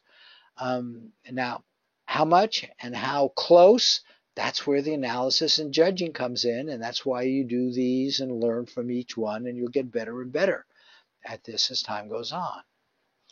So let's now do it. So I have to go back here. No, I have to go back to where I did my judging page, which is where? Here it is, the second page. Okay, so remember we got the coordinate, right?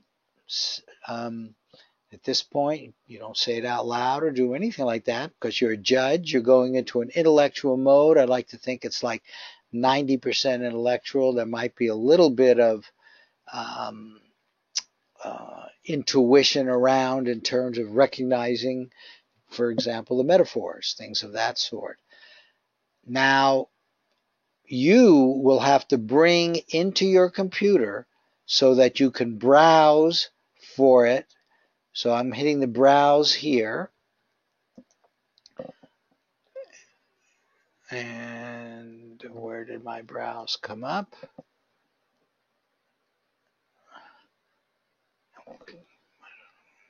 Okay, wait, this is a little strange.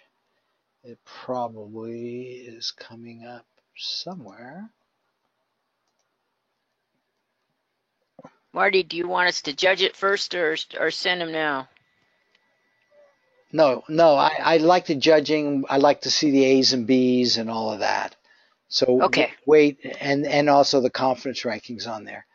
But for some reason, I am having a minor problem. Let me refresh this.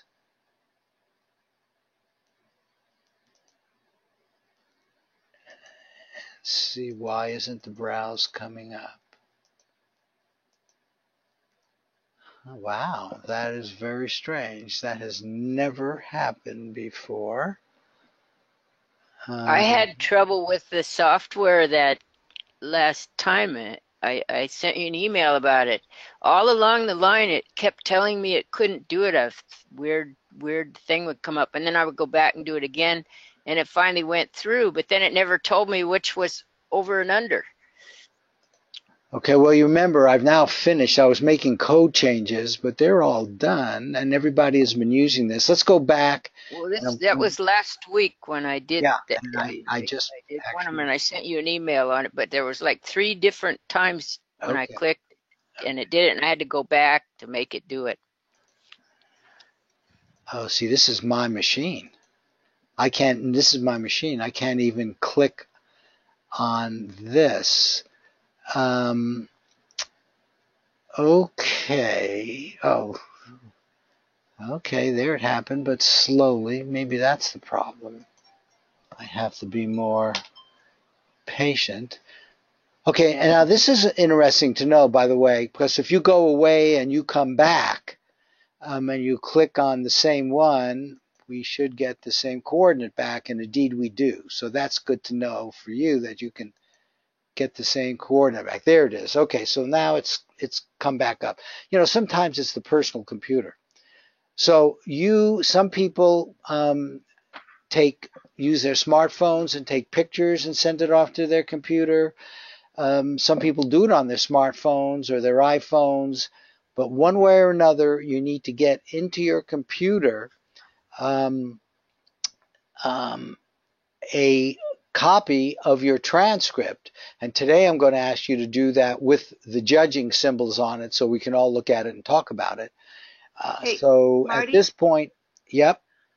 I have a question. Where do we get did we each get an email that allows us to see this image of where to upload it?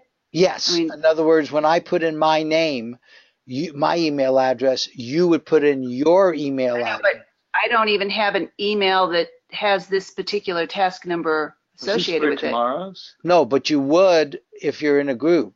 You've got. Oh, you don't want us to do this real time right now? Oh no, to do it upload? right now, you don't do it that way. To do it right now, you're going to attach your transcript after you do the judging to an email and send it to me. Okay. And Okay, then we I can all, understand. and then we can all look at it, right? Okay, gotcha. Yeah, right. Thanks. No, yeah. Now what I do is I've put together what I call a dummy transcript, which I'll upload. And it turns out some people who actually like to play with a pendulum, they might use a dummy transcript, but 99% of the people who are using this full approach won't. There was somebody who wanted to use muscle testing, and I was talking to him about this. But you will upload your transcript generally, and then once you submit, click submit now, you're going to see the two pictures. So I will do that now. And there they are. So here are our photo site A, photo site B, just as we discussed.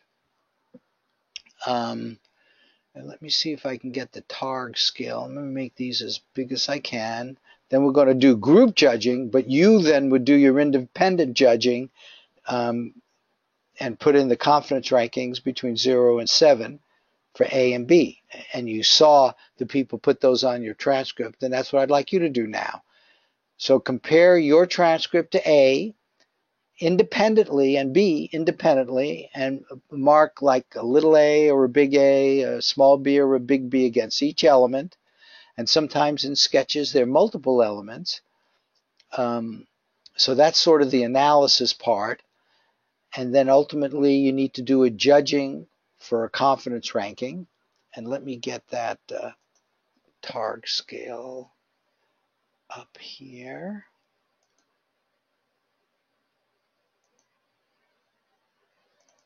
Here it is. So there's the Targ scale for you. And then I think you can all see on the bottom of the chat box, there's a way of sending it just to me.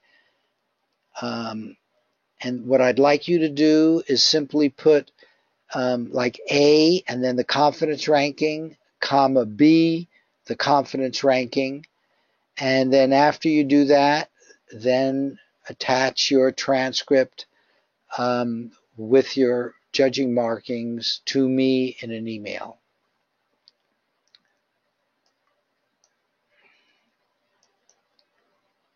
I think you all know my email address, but I'll put it in here just to make it a little easier.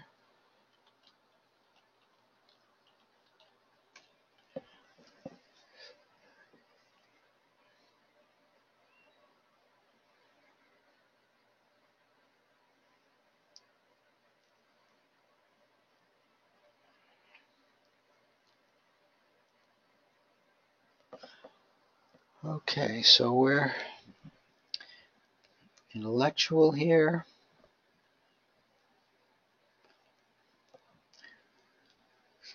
If you have any questions, feel free to ask. And what I'm putting together is a table of all of your confidence rankings, and then I will make a group prediction. I have a question, Marty. Blue seems to be a predominant color in both of these. So if we have a blue written down, should we attribute both A and B to that? Absolutely.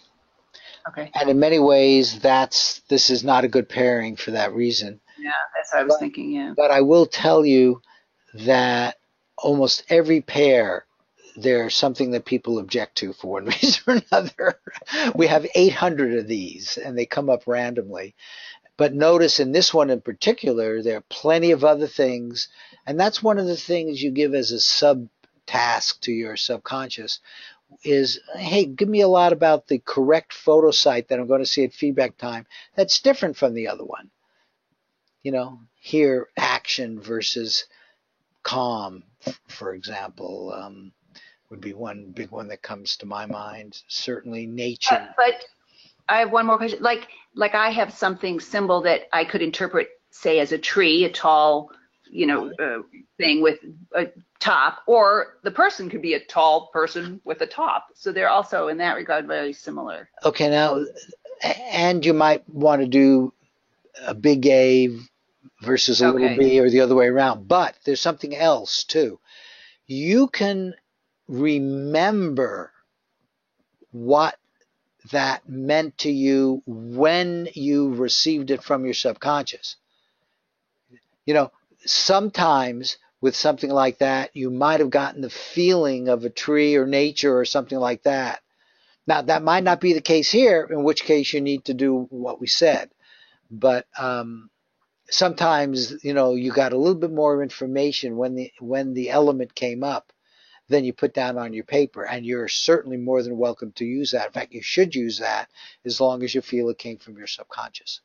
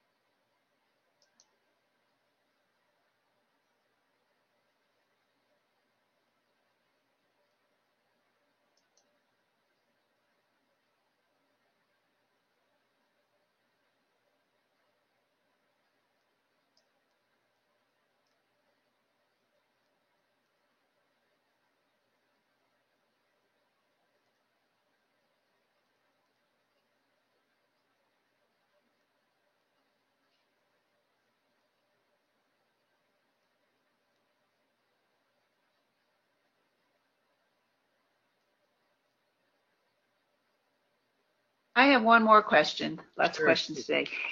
Okay, so I take all my strong A's, and do I give, say, 1 point to a strong A and half a point to a little a? That's exactly what I do.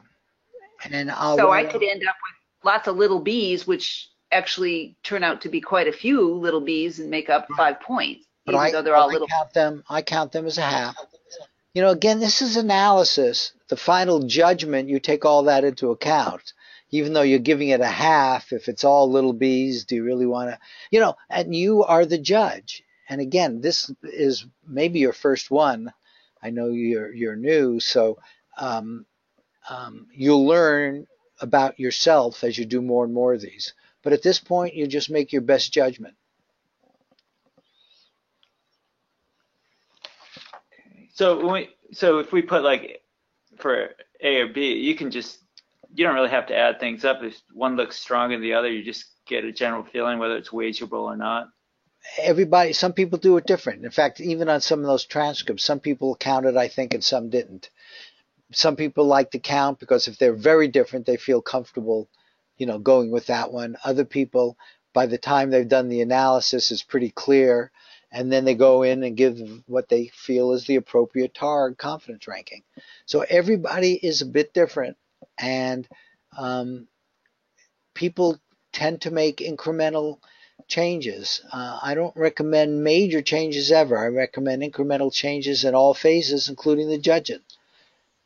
Because, you just tend to learn incrementally. Every now and then there's a huge insight, but most of the time it's incremental. Okay. And when we send them in, you want our judge versions, right? Yeah, all I want I think, because then we'll talk about why you came up with your confidence rankings, and that'll help everybody else. Okay, great. All right, we'll scan them in and send them. Yep, perfect. And then give me your confidence rankings for A and B sent to me personally. I'm in as the organizer, I guess. Yeah, thanks, Ramel.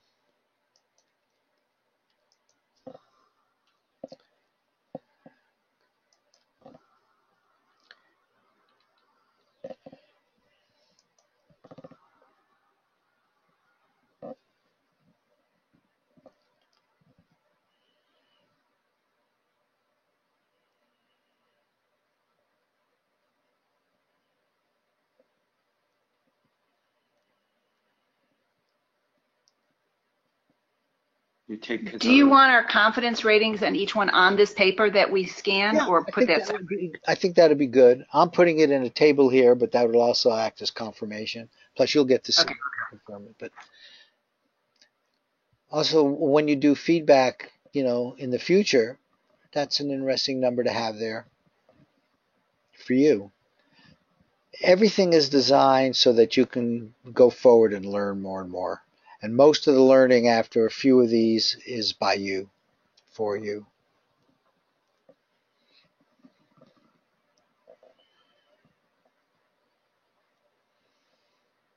Marty, what was the question again? I like to write it on my transcript. The SPY was going to be something above 248. 248 on 828 9. Okay, here, let me. on. Oh, I thought it was a month away. It is a month away, yeah. So we're in August, so it's September. Yeah.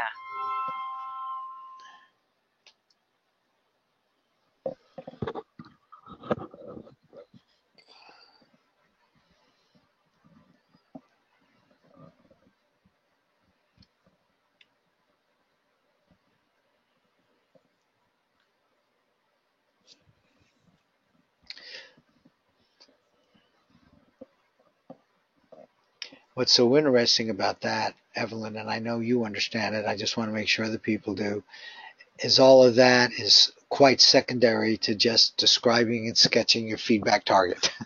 Oh, I know. I just want to put it on it before. I said I know you know. I'm just saying it out loud so everybody else hears it.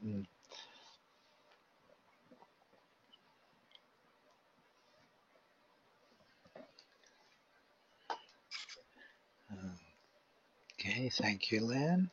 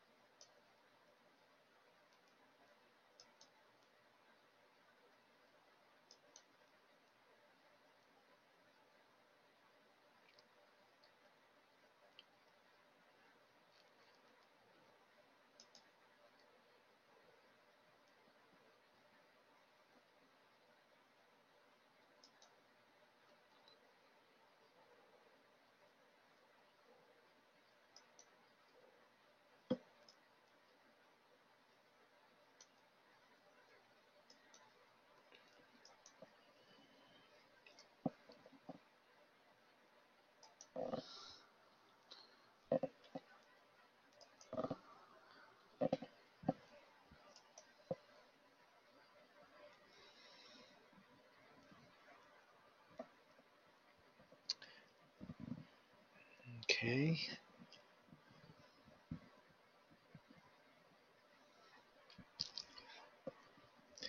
Take your time. This is the stage where decisions are made about wagering or not wagering. This is the stage where most people often come back and say, oops, I really didn't judge properly too often. And it does get less and less as time goes on, but for some strange reason, it never goes away. So, because we're all human beings.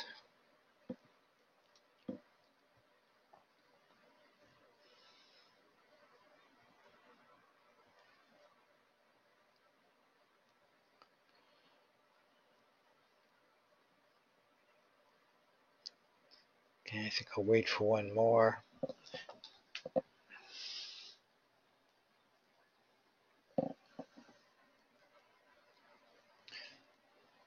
Or maybe you're not all doing it.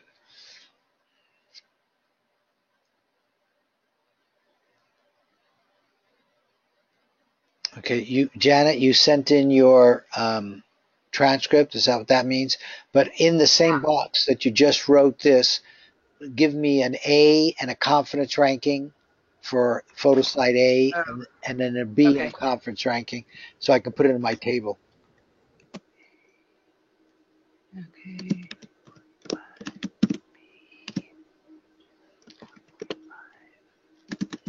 And John. A 3.5. A 2. I think I put 2. 2. Okay. Oh, that's very interesting. Oh, that's really interesting. Oh, that's going to really be important for me to discuss. In fact, I'm going to make a line for each of you. They judged it independently, and they got different answers. and that makes the point, which I'm going to make already, Oh, no. is Oh, wait. No. Wait. Those were for, I sent you 2 pictures, one for him, one for me, and those were the results for each judging ourselves. right, but you judged the same 2 pictures. Yes, but I judged him against what I drew, and he Oh, judged your him against transcript against what he drew. I see. Okay. Okay, Yeah. you're right. That's different. I'm sorry. I thought it was one transcript. No, you each did it. Okay. Oh, well, I'll go look at his now, and maybe that'll be the case. No, okay, no. So the first one is Janet. Let me do this, and then we'll start looking at them. But let me just get this to be correct. Oh, so that's good. You each did one. Very nice. Janet, and I'll have to put you down here, John. Okay, so Janet was 2.5 and 4.5, and John 5, tab 2. Okay, very cool. Okay, now let me go. And those of you who haven't finished judging, do keep doing your judging. It takes as long as it takes, and you don't want to rush it. So these all come to my inbox. Okay. Oh, you know what I should? Yeah. I just lost my. Oh, wow. Okay, Nancy, that's a problem. And it is good to put the coordinate in at the top, because when I look at this a month from now, I use the coordinate. It looks like all of you have done that. Oh, Lila, you gave me a thing, but I didn't see your CRs in the box. Okay, but yours, let me see if yours was the first one sent in. It looks like it was, so maybe you put it here and I can add it. Okay, let's open you. I'm sorry, Marty. I don't understand what box I'm supposed to put Under, it do in. you see a chat box? It's Oh, good. yes, in the chat box. And on the bottom of it, it says to. Default is to everyone. But if you click on the little down sort of triangle there, organizer will come up, and you can do A and then your confidence ranking for photo site A, and then B, confidence ranking for photo site B. Okay. So that's just the way to do it. But I'm see if I can open you up here. Yeah, but I've got them here. So, but you know, that's what you'll do in the future. I know you like these, but I'm going to put in. So you've got an A of 5 and a B of 4. Is that correct? I'm reading that right. 5 and 4. Yes, that's Okay, correct. and let me put that here on the right, and then let me bring up my pictures again here. But I'll put those over here so we can see both of them in principle. It didn't work this time. Hold on.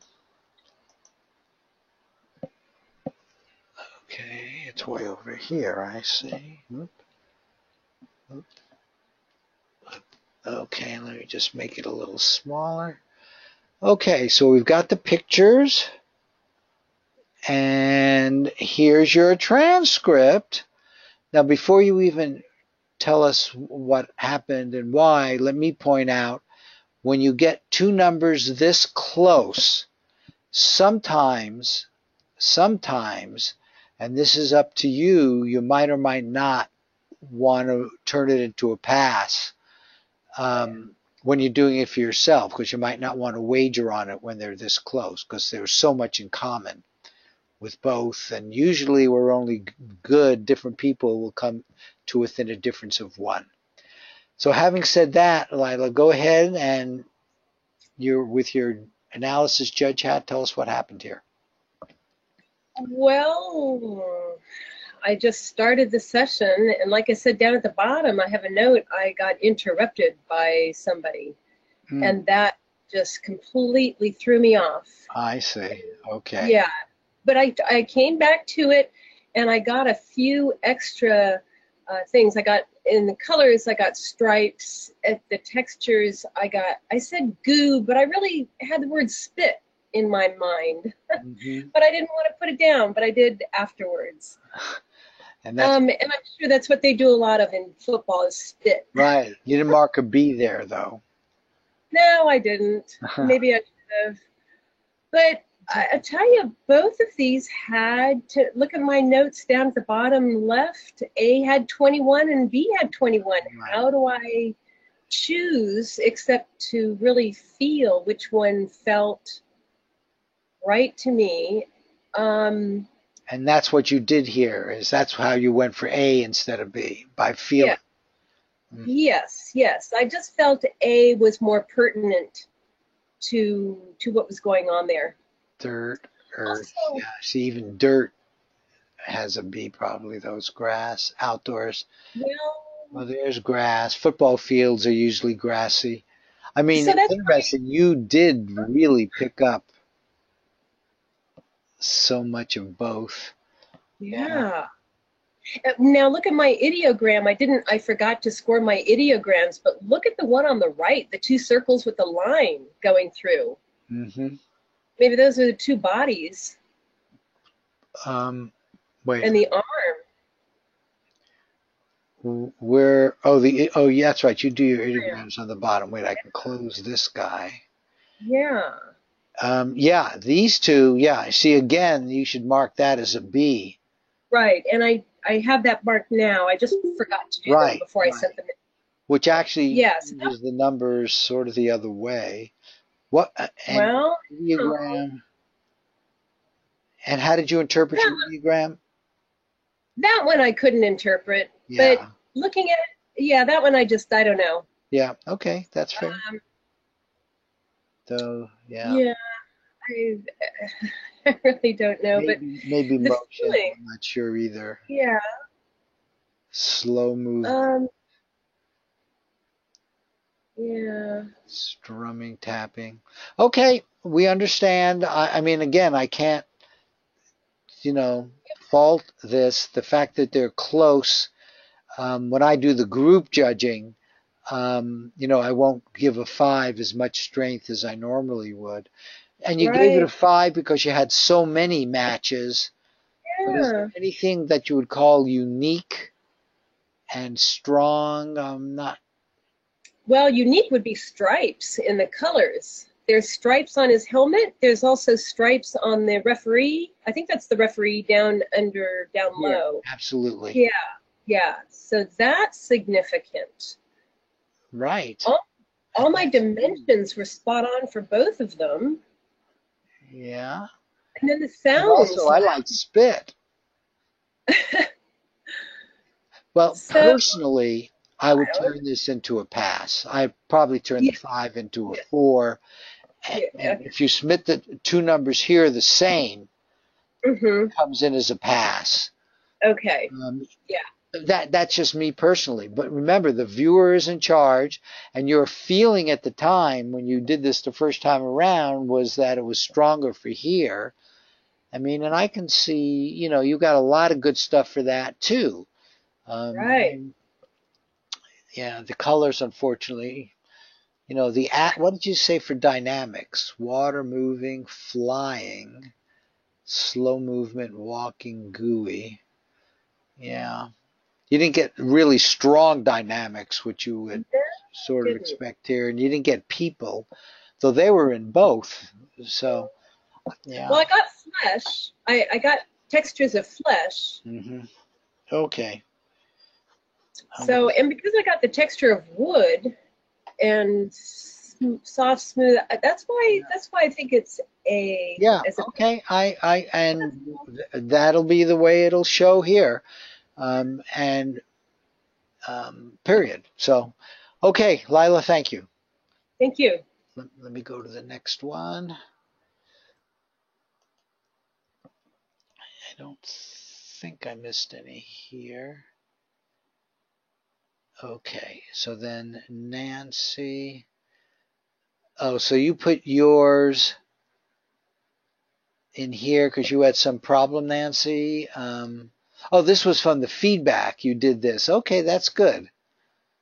That's good. That's the other one, though. So for now, we won't do that. But that's the kind of stuff you would write in that comment box, which is on the feedback page.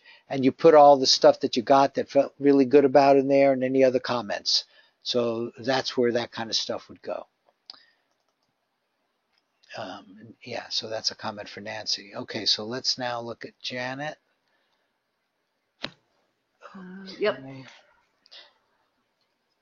And let me bring this up. There we go.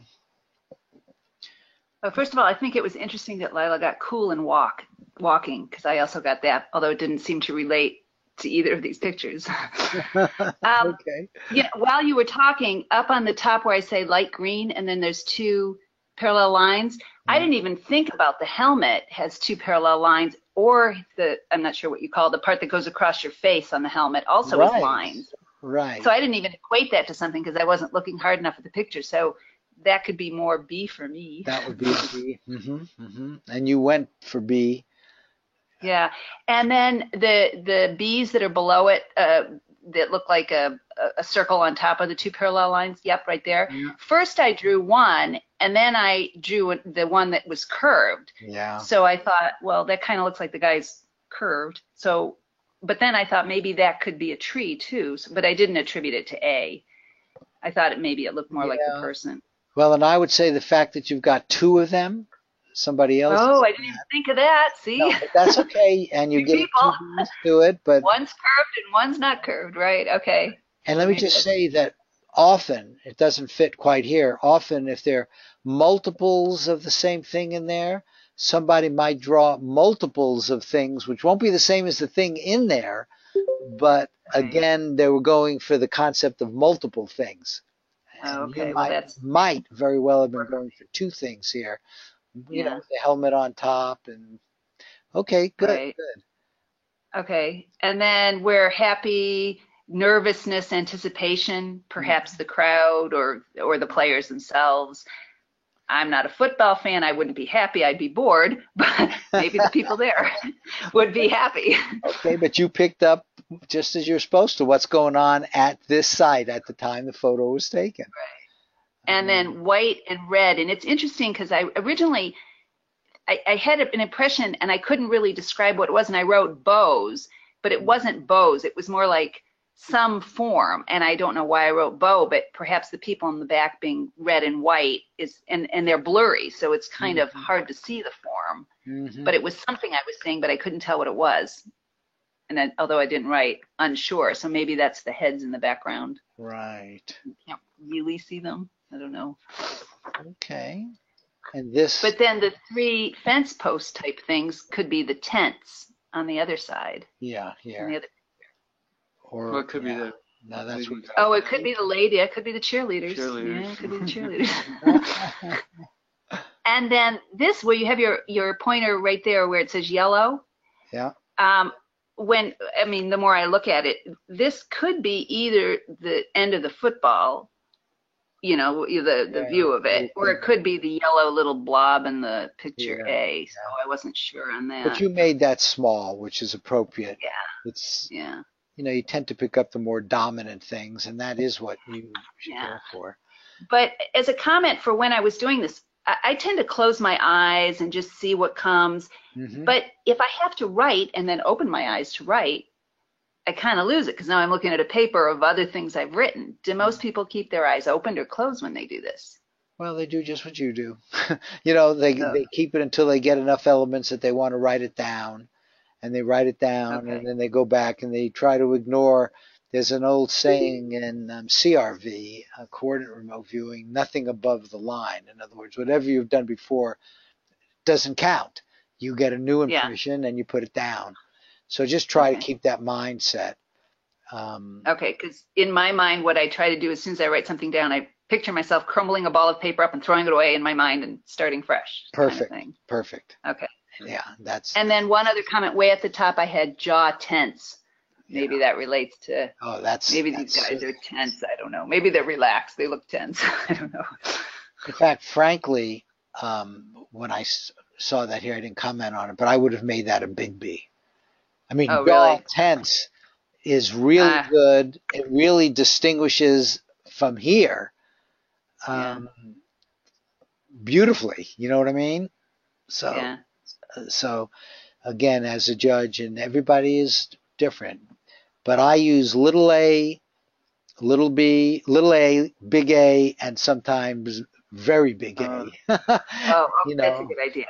Yeah. Now I have one other question because I've done one other of these, and the impression, one of your samples, I got the impression I would have being in that situation, not like in the background, these people might be happy. Now in a similar situation watching a football game, I wouldn't be happy. I'd be like, well, when can we go home? Boy. So should I be looking for things like, what if that came through? Boring, boredom, anxious to get out of here. That would be my impression of the situation, but not necessarily what's happening in the picture. And both of those things have different names and stuff. Ideally, and this of course takes a while because you're getting down to some really nice subtleties, you'd be able to tell the difference if it was you or what was going on there. That's difficult. That, again, CRVers have names for those things and the differences, and it's hard to do. However, if you don't know the difference and you got boredom and you know that about yourself, I would note it just that way. Okay. You know what I mean? But that's probably one of the hardest distinguishing elements to make. But people do much rather be camping. People pick up emotions all the time. And usually it's from the scene, but sometimes it's just what you said. Okay. All right. Good. Okay. Very good. Thank you, Janet. And let me now see.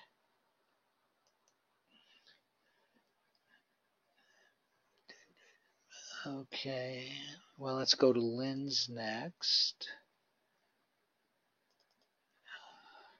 Marty, yeah. Oh, sorry. John's was attached to mine. We had both of ours in the same email, just so you know when you go back. Oh. Okay. I didn't know that, and Lynn's didn't come up. But let me just. Oh, no, separate attachment. Separate attachment, same email. Oh, there were two. I see. Yeah, I missed that. Okay, I'm sure Lynn doesn't mind. Here it is. I didn't see that. Just because you two are together, and I think it's great that you're working together on this. So let's look at there. Okay, John, and you gave it a 3.5 and a 2, so you actually ended off going the other way. Yeah. As people have probably picked up, that's common. Okay, go ahead. So, initial impression was a big feel, and but I didn't want to get analytical, so I kind of just drew it. A feel would look like grass or something. Yeah. And then the other things were just about, like I wrote openness, comfortable, still, and then down below I put playful, relaxed, not hurried, which would be more of a camping scene. Mm-hmm. Like a nighttime scene. And then then the impression that came to me was there's some end in the distance to the field. So I was thinking trees in the distance, but again, not to get analytical. Mm-hmm. You know, it could be a field of a football field or the crowds at the edge of the field too. So, and the other thing I came up with is the I don't know, I got an impression of an ash barrel for some reason. So I think that may be Say that related again. to What was it? fire. What was that word? Campfire. Oh, ash. Ash. Ash, Oh, like something burning. wow. Okay. So I was thinking like that may relate to a campfire. So that would be the camping scene. Okay, and he gave it a 3.5. You know, whether, and I'm only saying this because I say what comes to mind, is so much of these are the same, being a bad picture. Yeah. And if you gave that a 3, you couldn't be faulted. People tend not to want to pass after, you know, they put in this effort and all that, and they want to go one way or the other, and sometimes it's best to pass. And I'm not saying this is that case. You know, the ash is a pretty good distinguisher between them, and even the relaxed and not hurried, which would not go with this picture at all. In fact, that's whoever chose these two. Remember, we have 800 of them, and different people have chosen them. Russ Targ and I looked at them all many, many, many, many years ago, and obviously I now feel different about it, and that's pretty typical. Oh, here's yours, Lynn. Okay, I have so many things open on my computer. That's why it's acting so slowly. But anyway, I just want you to understand that there's nothing wrong with the past. Remember, you're in this for the long term. You're going to learn at feedback time pretty much the same thing, except whether it was a good idea to not pass or pass. But Okay. and do pay attention to that. Again, you'll have a record, okay, as you do many of these, and you'll be able to see if your 3.5s were, you know, a little above chance, a little below chance, and all that kind of stuff. Okay, so thank you. And now let's look at Lynn's. The And, power just went off here, so it might go off again. oh, wow, okay. Yeah, we'll go as long as we can, and let me see if I can make this a little smaller so we can see the whole thing. There you go. Okay, so you went Okay. 3 and 3.5. Again, pretty close to each other.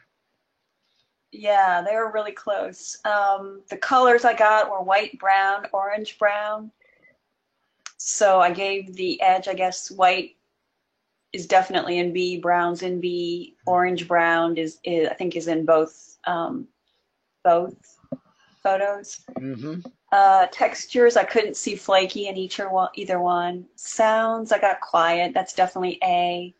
Smells, I got smoky and dirty, and that's definitely A. Taste, salty, I couldn't really accept maybe sweat, but that's just probably pushing it too far for B. Maybe, yeah. Maybe. Dimensions, all I got was round, which I thought on the helmets of B. I'm sorry, and let's go to the Gestalt. I got light, airy, happy, and life form. So light definitely is the man is up in the air in B. Yeah. Airy could possibly be both. Happy, definitely A, and life form is both. Yeah. The sketches, though, I seem to get B, and this little it was kind of like those toys called the Weebles or whatever. Seemed to be like a football player to me. Yeah, but the roundness fits. Yeah, and the stripes on the helmet. And then that little plant, like I got that at the very end, and it was kind of like when I saw the image flashed in my mind, it was kind of like a scribble. And when I had to write it down, it kind of turned out like a plant. Interesting. So, well, remember all that so feedback. In fact, that'd be the kind of thing you'd put notes in that when you put it down, it changed a little bit. But yeah, but you made that a B. I mean, I've got all the plant stuff over here. Yeah, because then I noticed it after when I was sent in my thing and everything, I was looking at the tree in the middle. But so it's kind of weird. Like maybe my subconscious made me write it like that. But when the image flashed, it was kind of like a scramble. And I thought, how am I even going to like draw? You know, I didn't know how to. So it's the scramble idea that It was a scramble, and that kind of generated some of the colors. So I have to give the B there for that. Now, so I gave for light, I think I would give that an A as well. Okay. Don't you think so? I mean, there's a light. It was more of a feeling of light, like a sense of lightness. Like sunlight? No, it was like a feeling of lightness. Oh, like lightness. Oh, that's why you're saying he's in the air. I heard you Yeah. say that. Right, so he's like floating. Okay. Yeah. Okay, well, again, this is another example, and it may be because of the pairing of these two. Again, remember, this is all done randomly, so I didn't know what was going to come up. Yep. The closeness of these two would cause me, from the group perspective, to not give it as much weight if it had been 1 to 3.5, for example. Yeah. But you have to honestly judge it and watch yourself. For you personally, you may find that when they're close together, you don't do as well, and that'll, for the, 10 times downstream, you then might want to change the 3 to a 3.5 or the 3.5 to a 3 to make it a pass. Yep. Thanks. So experience is worth a lot. Okay, Ramel. I do want to go through all of these. It takes time, but I think it really is important for not only the person, but for everybody else who's the rest of you here and other people who will be looking at this, because they see really good examples. Okay, now here we've got a 6 and a 1.5. So let's see why that's true. Ramel, go ahead. I did a pre-session target. Oh, explain that to them. Yeah, this is just for fun, actually. I got this when we had a seminar with John Knowles. Ingos One actually did his targets without even being given the coordinates yet. He would do it successionally, and he's been very successful. So in a way, I'm adapting to that. So before I'm giving a session, I would just made up the 1, 2, 3, 1, and that's my own way. And then, this is my pre-session, and your intention was very clear that it would be, and that's the key. Everything is intention and expectation, intention and expectation and attention. And you clearly had the intention that it would be associated with the feedback, associated with what's going on here now. Correct. Yeah. Okay. So, I'm just saying that out loud for everybody. Okay. Good. Yes. So what I got is this, this is like the flow of energy coming up, and then it's natural. Here, let me give you the pointer. Oh, perfect. Because I think this is the first time anybody has ever seen this pre-session idea. So let me give you the pointer. First, I have to find where you are. There you go. Yeah. So. Go ahead. I'll give it to you. Go ahead, but you can keep it. Yeah. So I got to give this an A because. There you go. You got the pointer now. Give it an A because I sense that this is like a tranquil, peaceful. I think one of you, I think the other guy has also mentioned about being peaceful. This is really peaceful to me. It's definitely an A. Tranquil, peaceful wave, and it's flat. All I know, it's flat, and it's also arid, dry. And when you look at this, it's flat, and to me, it's dry because it's not green. And there's something slanting up. So all these slanting up, it connotes either to this or to this slanting up. Huh. Let me interrupt you there. What about the person slanting, our football player?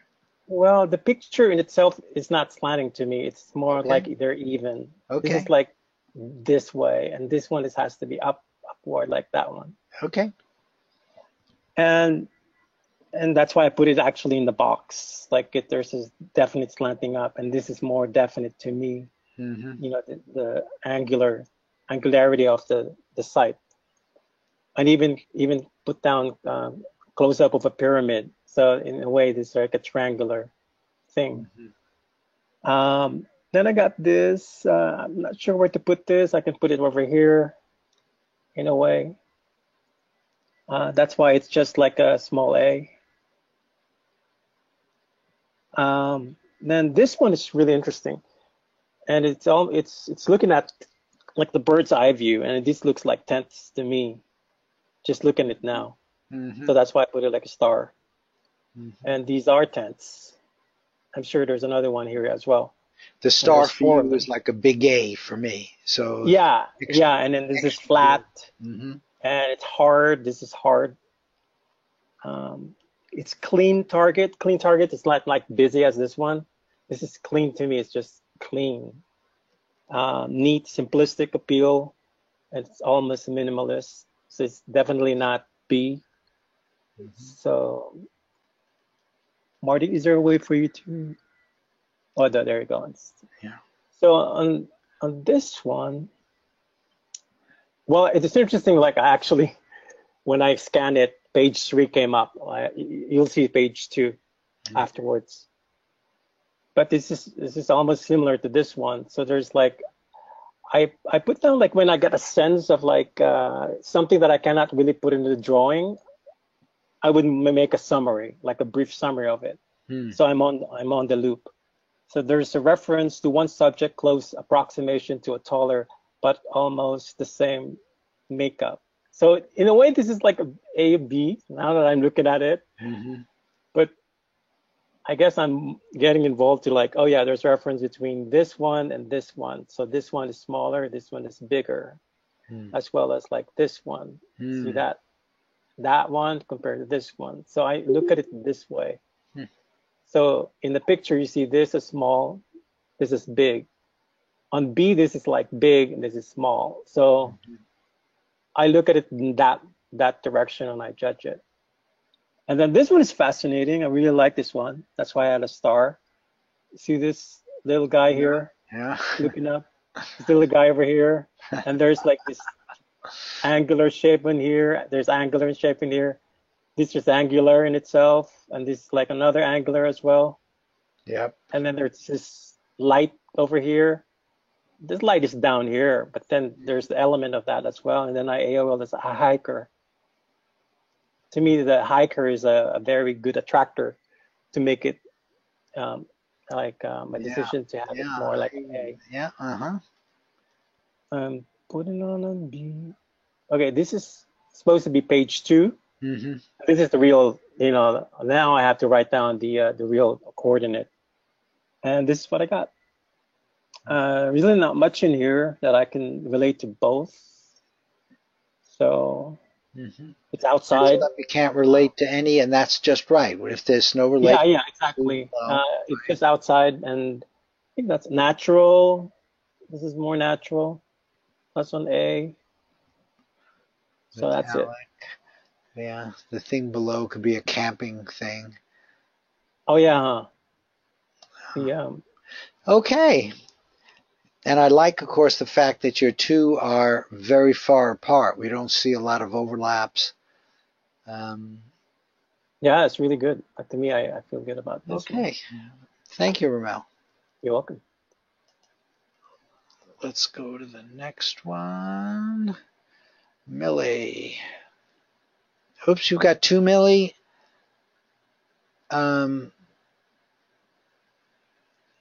Page 2 is a TIFF. This is all a JPEG. Well, I can. Oh, that's JPEG.JPEG. Well, okay. Let's just see if I can get them. Here's page 1, and here's. Well, let me put that. Okay, and here's page 2, maybe. There's a second email I sent, and it was both in JPEG. It's having trouble with the TIFF, so let me go get page 2 from up here.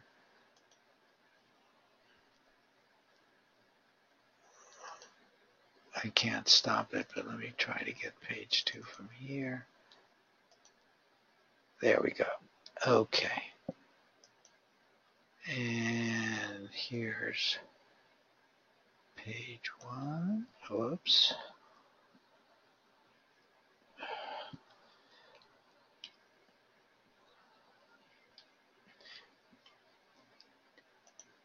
And there we go. I don't know if you can read it. Let's do one page at a time, I think, huh? I think that'll be better.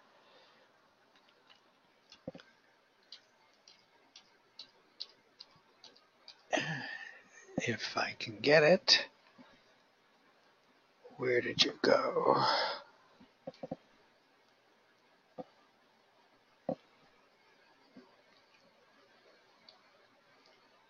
Okay. I think, is that page 1? It's page 2. That's page 2? Yeah. I was disturbed during the session several times, and I had to keep like leaving the room and then coming back. So I don't think the session was really good for me. Page 1, I think I got all the like words, but then when it came to like the drawing, I kind of was disturbed, and that's why page 2 is kind of like, I don't know. Oh, I see. So Here's where you said I that. kind of like, yeah, I really didn't give myself a good rating. But I did find some words on page 1 that kind of matched picture B, the football. Yeah. So, Okay, I'm sorry I didn't. I just lost yeah. page 1, but since you gave it a 1 and a 2, you know, we've probably done enough with it. And you should not feel bad, even if you weren't disturbed. Some of the best viewers, Joe McMonagle talks about, sometimes he's just off. We're in a very mysterious kind of place with what we're doing. It's part of what makes it so exciting.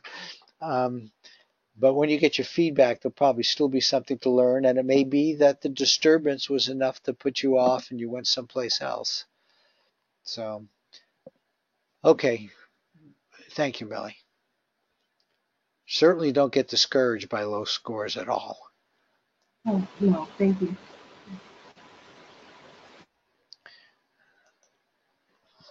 Okay, let me go to the next one. Okay, Evelyn. What did I get here? I don't need that. Let me get you from here.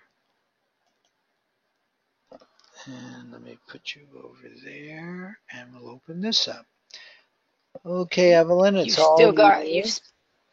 You've still got an email open there in the background from the last Lynn or whoever was the last one. Okay, well, don't worry Shows about up it. Here, underneath but this mine. is you.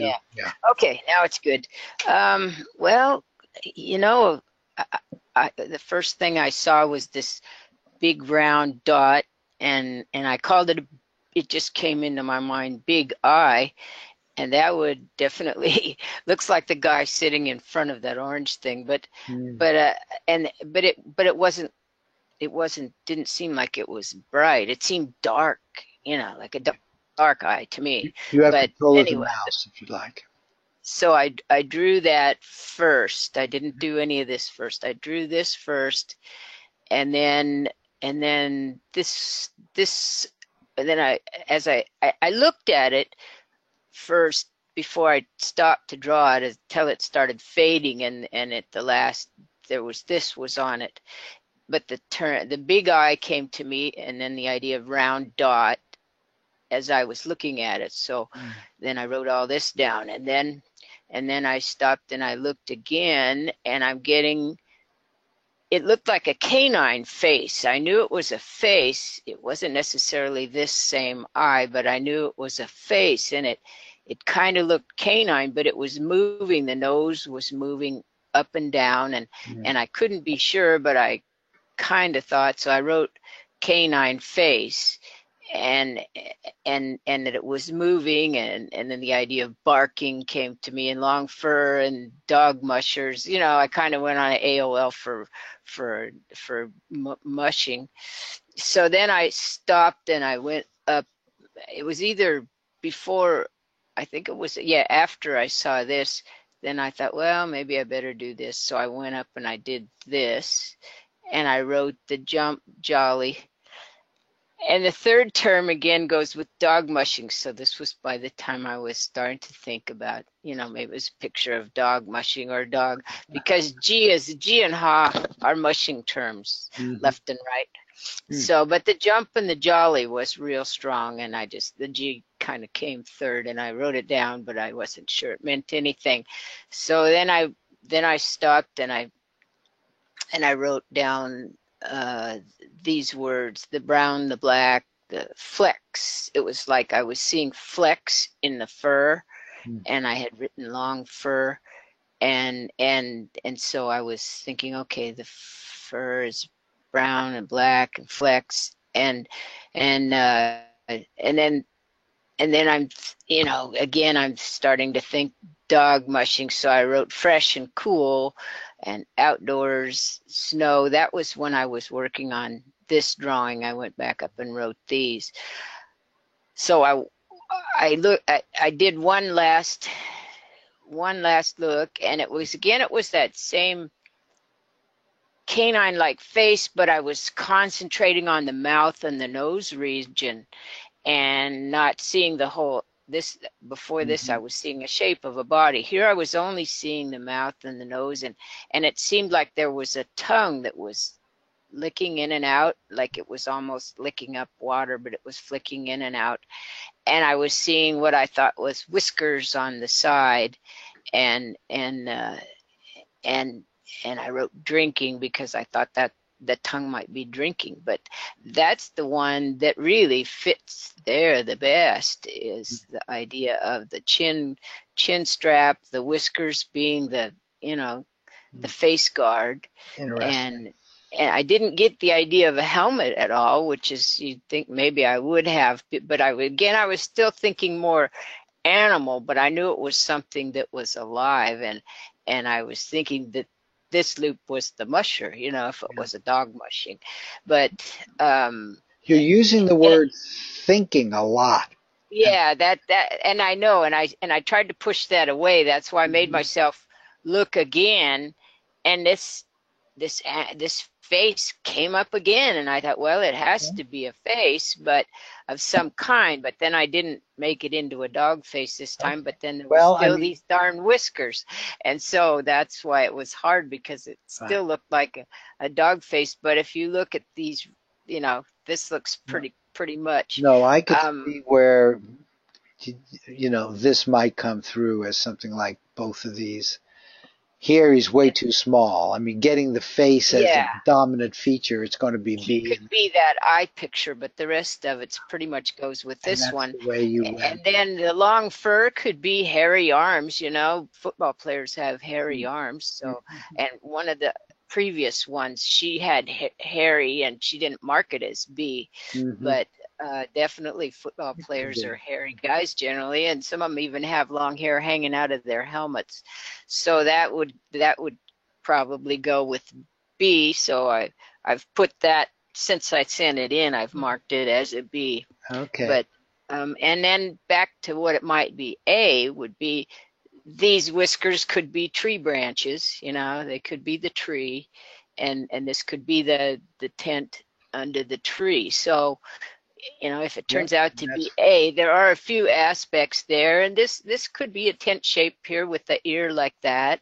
So this could be an A, and this definitely could be A, and this could be the grass. So I gave it a 2 for A because I know there's aspects of A there, but I feel like more it was B, and I debated between 3.5 and 4. Yeah. Okay. Very good. Thank you. I'm most impressed by the face, and you didn't get any of the colors. Oh, you should did brown, black. What color is that? Flecks? Flecks, yeah, like on the fur, 2 different colors together, looks like flecks, maybe with white or something. And so, but that could be the arms with the lights shining on them and stuff. So I thought, okay, that could be what I was, what was coming, even though I was thinking fur when I wrote it. Right. Again, Well, Yeah, thinking. too much AOL. Yeah, That's what I I think this is tried. I why tried to tell myself, you to got to not do stop it. being at mushing, and that's why I stopped and did the other stuff, and then I went back and did another drawing. But again, it was a face, but it wasn't so much a dog face. Let me say what you and at least one other person has gotten me thinking of is in the very early days they would tape record these, and so you didn't have to open up your eyes um, and write anything. You just gave your impressions, tape recorded, and then transcribed. Of course, you couldn't do sketches then, but I guess you could describe images. Um, okay, so this looks like Nancy. Right, she didn't. Nancy, are you here still? Yes, good. Do you have a mic? Because I can see what you did. You didn't do a transcript on a piece of paper. Maybe you had no way of doing it, but I take it this was your session. Is that correct? If you don't have a mic, you can put it in the chat box. Because you do have the right coordinates here, so I'm just trying to figure out exactly what we have here. A China plate glossy interior scene, and I don't have confidence rankings. Frenetic, people pushing limits. That's certainly B. Dirty, soapy smell, large China plate, glossy interior scene, but inside exterior. Well, interior scene. In some ways, I see that as being more for A, because inside the tent, but maybe you were seeing the interior being the football players and then being in the big stadium. Right.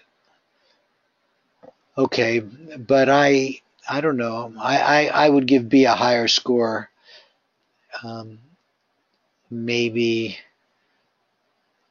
a 3. I don't know if there's enough here to go to 3.5. Maybe a 2.5 or a 3. Nancy, okay, well, you must be gone. But I'm going to. I like frenetic a lot, and pushing the limits a lot. So I'm going to give that a 3 though, and I'll give a 1 to A for a possible interpretation of inside, outside. Okay. Nancy, if you're still here, we can talk about how to get stuff onto your computer and all that, if you'd like. So feel free to email me and we can talk. Let's see, Millie, we did. Okay, so it looks like we did everybody. Thank you all. Let me bring over my summary. Can I ask a question before you go on? Of course. Now, would we consider this remote viewing the future? Because actually this all happened in the past, correct? This isn't some game that's going on or something that we're trying to decide on that's going to happen in the future. This actually happened in the past, right? No. We asked the question of in fact, this is the same sheet I use, so now we can answer Evelyn's question as well. Let me make this full. What was the question? The question was, it's always the future. We weren't here, right? Worry about the past. The question is, will the SPY, which is the Standard & Poor 500 Right. basically, price close over 248 on September 18th? That's the future. Oh, okay. We weren't here for the first few minutes, so I didn't get the question. Yeah. Okay. Yeah. So we're asking about whether the price is going to close over 248 on September 28th. Oh, so we won't be able to get our feedback until then. All of these are like this. I always do the classes for a month ahead just for fun. Okay. Okay, and in fact, now that I'm here, let me just put this coordinate in here. 677247. Okay. But now let's go back to the judging. I just use the same sheet, but I've been doing the judging over here. And so everybody has done it. That's great. As always, it seems, we have some scores on one side, some on the other. I'm now coming up with and I want you to believe this, the least important part of what I'm doing in this whole webinar is what I'm about to do now, which is come up with a group prediction. Because what really matters is personal predictions. When someone gets a 6, they got a strong session, and obviously he's hoping it'll be right. I should be able to. No, I'm not. Well, and that's healthy because we're all make mistakes, but you certainly hope it's right. And all of you hope yours right. What I tend to do is the 3.5s for me are not as strong, so I put those in gray, but I will take the 4 5s and put those in yellow, even the 4s. Okay, so as a group manager, as a person trying to make sense out of this, what would you do? The 2 highest scores are A's. However, the 5 is very close to the 4. In fact, Lila, that's right. We talked about that. And just as a long-term, yeah, go ahead. John's is 3.5 gray. Oh, I forgot down here. Yep. Okay. He should be gray. Thank you. Yep. Okay. But I tend to ignore it. It's too close. So that takes away a little bit from that. And there was one other one where they were close. Well, that was this 3.5 and 3. Now these 4, 2, look, 2 apart, 2 apart. So in some ways that makes these 2 stronger, even though they're not as high. So what do you all think? I've pretty much made up my mind, but what do you all think? One side, the other side, or a pass? I know you're gonna pass. Yeah. Pass for us. I like this in my own personal sessions. I like it to be clear. I have no problem passing. I'm in this for the long term, and I don't want misses. I want as many hits as I can get. So as the group manager, and notice I'm calling this a group prediction, because now in these group ones, I don't get to keep independent measures of everybody, but in the individual groups, the carve group, the financial groups,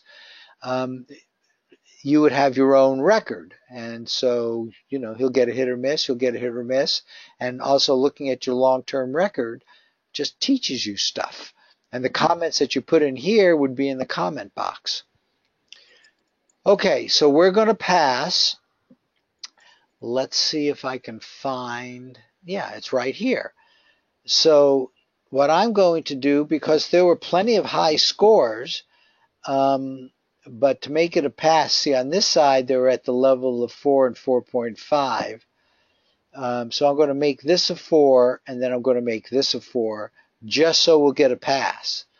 And then comments, there were good sessions on both sides. A CR equals 6 on for photo site A. Were there 2 or 3? Yeah, 3. And 3 CRs of 4 or better, comma. therefore a pass. So that's a comment that I'll put in. And again, you can see it really is user-friendly. All you do is hit submit, and there you go. And Marty, don't submit it yet. Oh, Too late. you left out. You left out that the second comment was from B, but I guess people will understand that. You just said CR. You said A, and then you didn't say B. Oh, I said, oh, I see. A CR equals 6. Yeah. Oh, yeah, for photosite A and 3Cs. Well, they'll have to understand that, right? Right. And that's good to know, because once you hit submit, it's in. And it's for your benefit, so you want to be clear so that when you come back, it will make sense for you. Now, the other thing this does, and this is important when you pass, because it has said that photosite A was associated with no in this case, and photosite B was associated with yes. Again, all of this is random. This is the first time I'm seeing this too. So, unless you want to go to the computer and pick up its consciousness, we do everything we know how to force you to use your precognition for all of this. Okay, so let me wrap this up. And I need to find, probably from here. There's probably another one of these open someplace, but here, I'll use this one and go all the way down. You'll get to see what we did. How's this for a fast review, huh? Okay.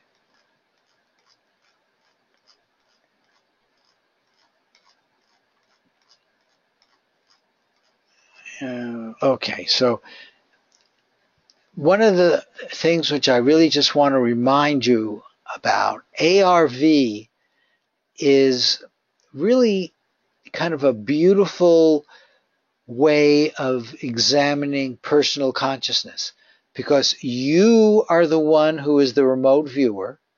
You're the one who is the person who's doing the feedback session. So you're entangling your consciousness. And you can see you're doing that. And the issue, the work is to get to know your own consciousness more and more, and so that you can get better and better at this, and you can watch that happen. Now, if you're self-judging, and almost everybody in app is, but not everybody, some people do independent judging, you also have your consciousness involved there. If you're someone else's independent judge, obviously your consciousness is involved as well. Now, so this intention, attention, and expectation is going on in every phase, but getting this idea of entanglement is so important in ARV, but that extends to all kinds of other things. I've had whole webinars where we talk about health, where you can entangle better health from the future. This idea of your future wiser self. Wouldn't it be nice if you can entangle with that? And you can. And I think often you do.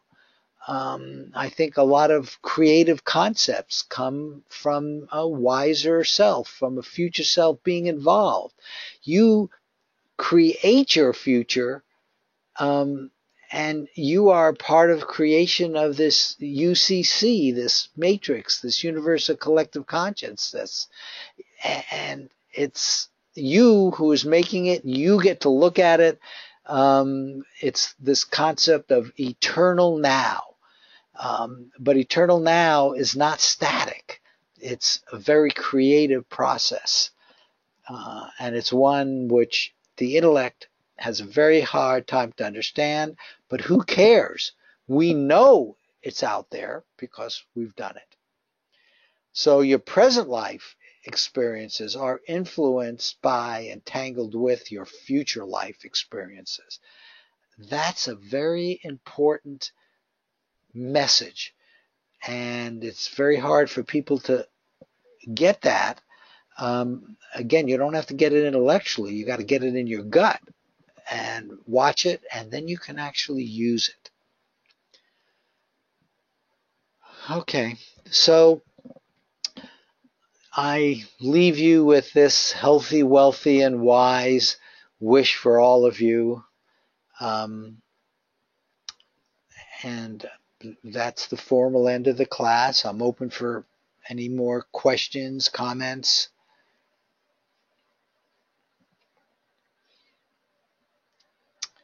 Okay. Thank you all for coming. I'll end this now, and do keep precogging. Thank you. Thanks.